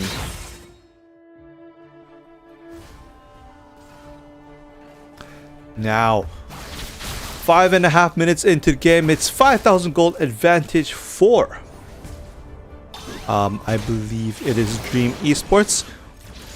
Now, what are they planning right now? We can see Lulu has completed the Ardent Sensor, the most notorious item for Lulu in this Wild Rift patch. Ardent Sensor with the Lulu speed up, attack speed buff as well is going to create quite a bit of havoc, as Sephiroth looks like he's going to get ganked on the back end, but he will be safe for now. But look at that, bot lane in a 1v1. Jaeger taking Soul down almost right away, but Soul is still making it out, just barely alive. He will make it out to live another day, as good. It's gonna be a Rift Herald taken away by Dream Esports once again. The macro rotation is just proving to be stronger. Levi Ackerman with that Guardian Angel is not going to be able to do much because Olaf is unstoppable. He doesn't care about your CC. He's going to go straight through, and all the members are pretty low right now. He's going to die for his sins, but that's not going to matter. Daze is coming in. He gets the Guardian Angel pop. It's going to be a 3v4 situation. Now they have to tread lightly. Bob is throwing bombs after bomb after bomb, trying to catch someone out. But look at that. Soul takes a lot of damage onto Daze, and Ezra, it's going to come in and it's not going to kill anybody. That's going to be, I believe, a 1-for-1 exchange in the grand scheme of things, but they win another turret again because too many people were defending the top lane. And KSV, they need to find a way to not have too many disadvantageous trades. I will say it's a little bit of a tough call right now, but there's not much they can do about it.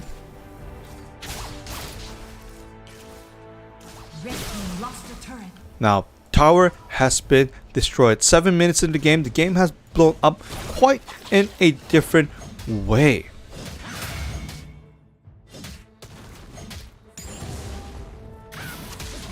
As we take for a short break for a little bit, do not forget that this is the grand finals. Dream Esports is up 2-1. This is technically map point for Dream Esports. KSV must try their best to defend to be able to see a game 5.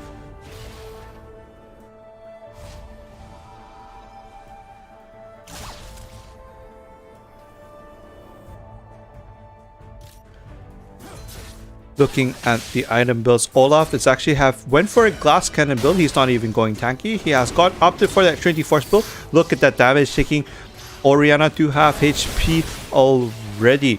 The Zonia has been completed by Kennen, so he's not going to go for Proto Belt build. He's going to go for the safe build because he's like, alright, the rest of my team has the damage.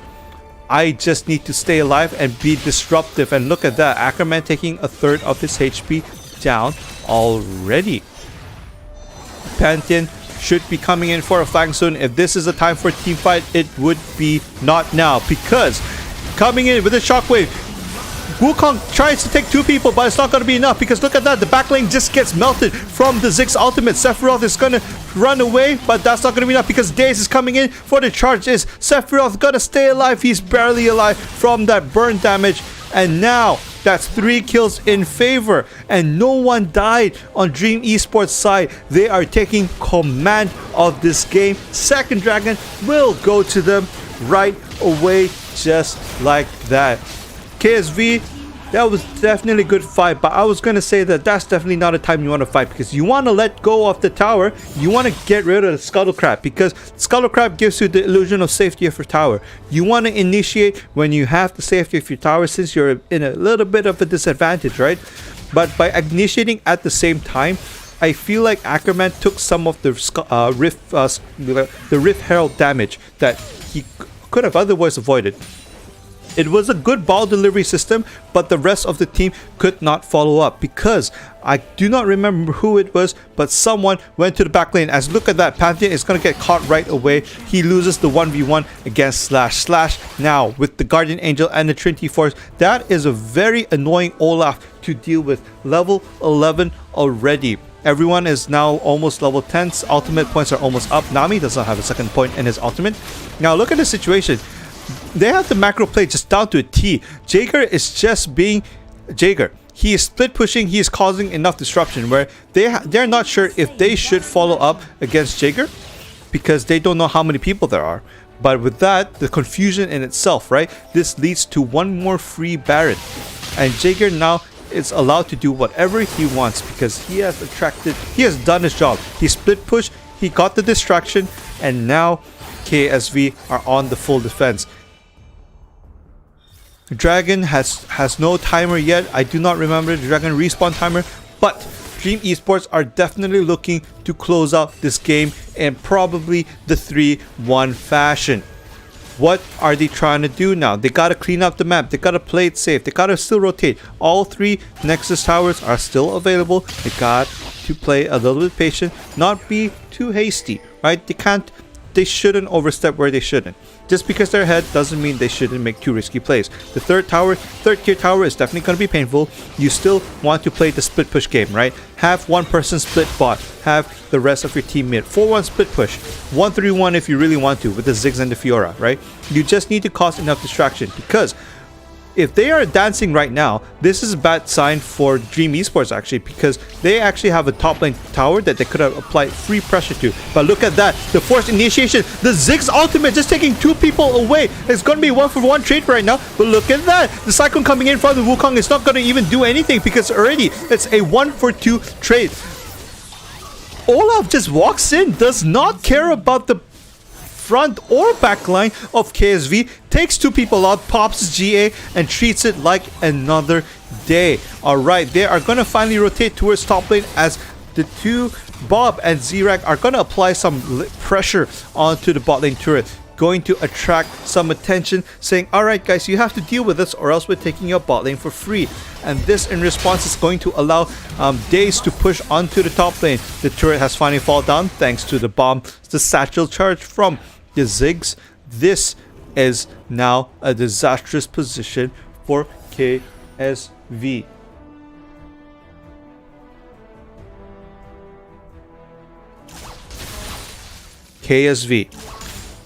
They are down 18,000 gold. They are down in 9 kills. They are down 7 turrets.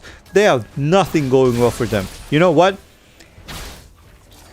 If I were them, I want to say, you know what? We should go out with a bang. Group up, find a team fight that looks 50-50, you know?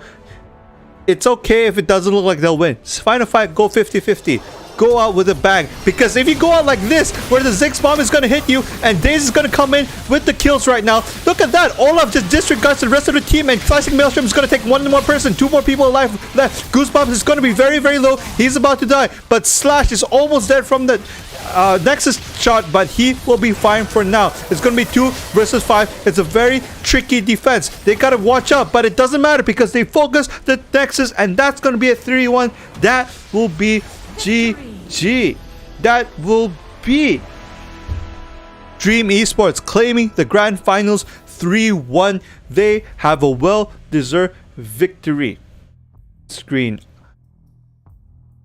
Z-Rank 0014, Bob 307, Jager 317, Days 1110, and Slash 815. The Olaf was definitely the MVP. Going into the backline, using Ragnarok, not caring about CC, deleting 2 people off the backline every single time. KSV, a little bit unfortunate, but you know what? At least they were not wiped out in a 3-0. They showed us some fight in the 3-1.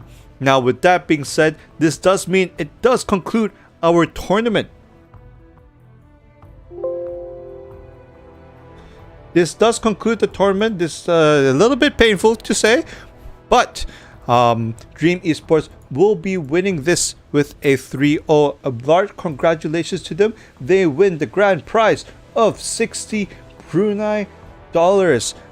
And KSV, for their valiant efforts, will be going home with was it 40 Brunei dollars? I know my own price pool, guys. I know my own price pool. I'm just multitasking too much. Okay, so $60 goes to Dream Esports, $40 will go to KSV, and $20 will go to Dream Esports for the 3rd place. Now, if we go here, I have updated the brackets. Dream Esports have won in a nice commanding fashion. Very good job to them. KSV, it was a valiant effort. At least they showed that Dream Esports are not immortal. They've taken them down 1 game. It will be something for all the teams in the future to figure out. Now, that was definitely a bunch of fun games for me today.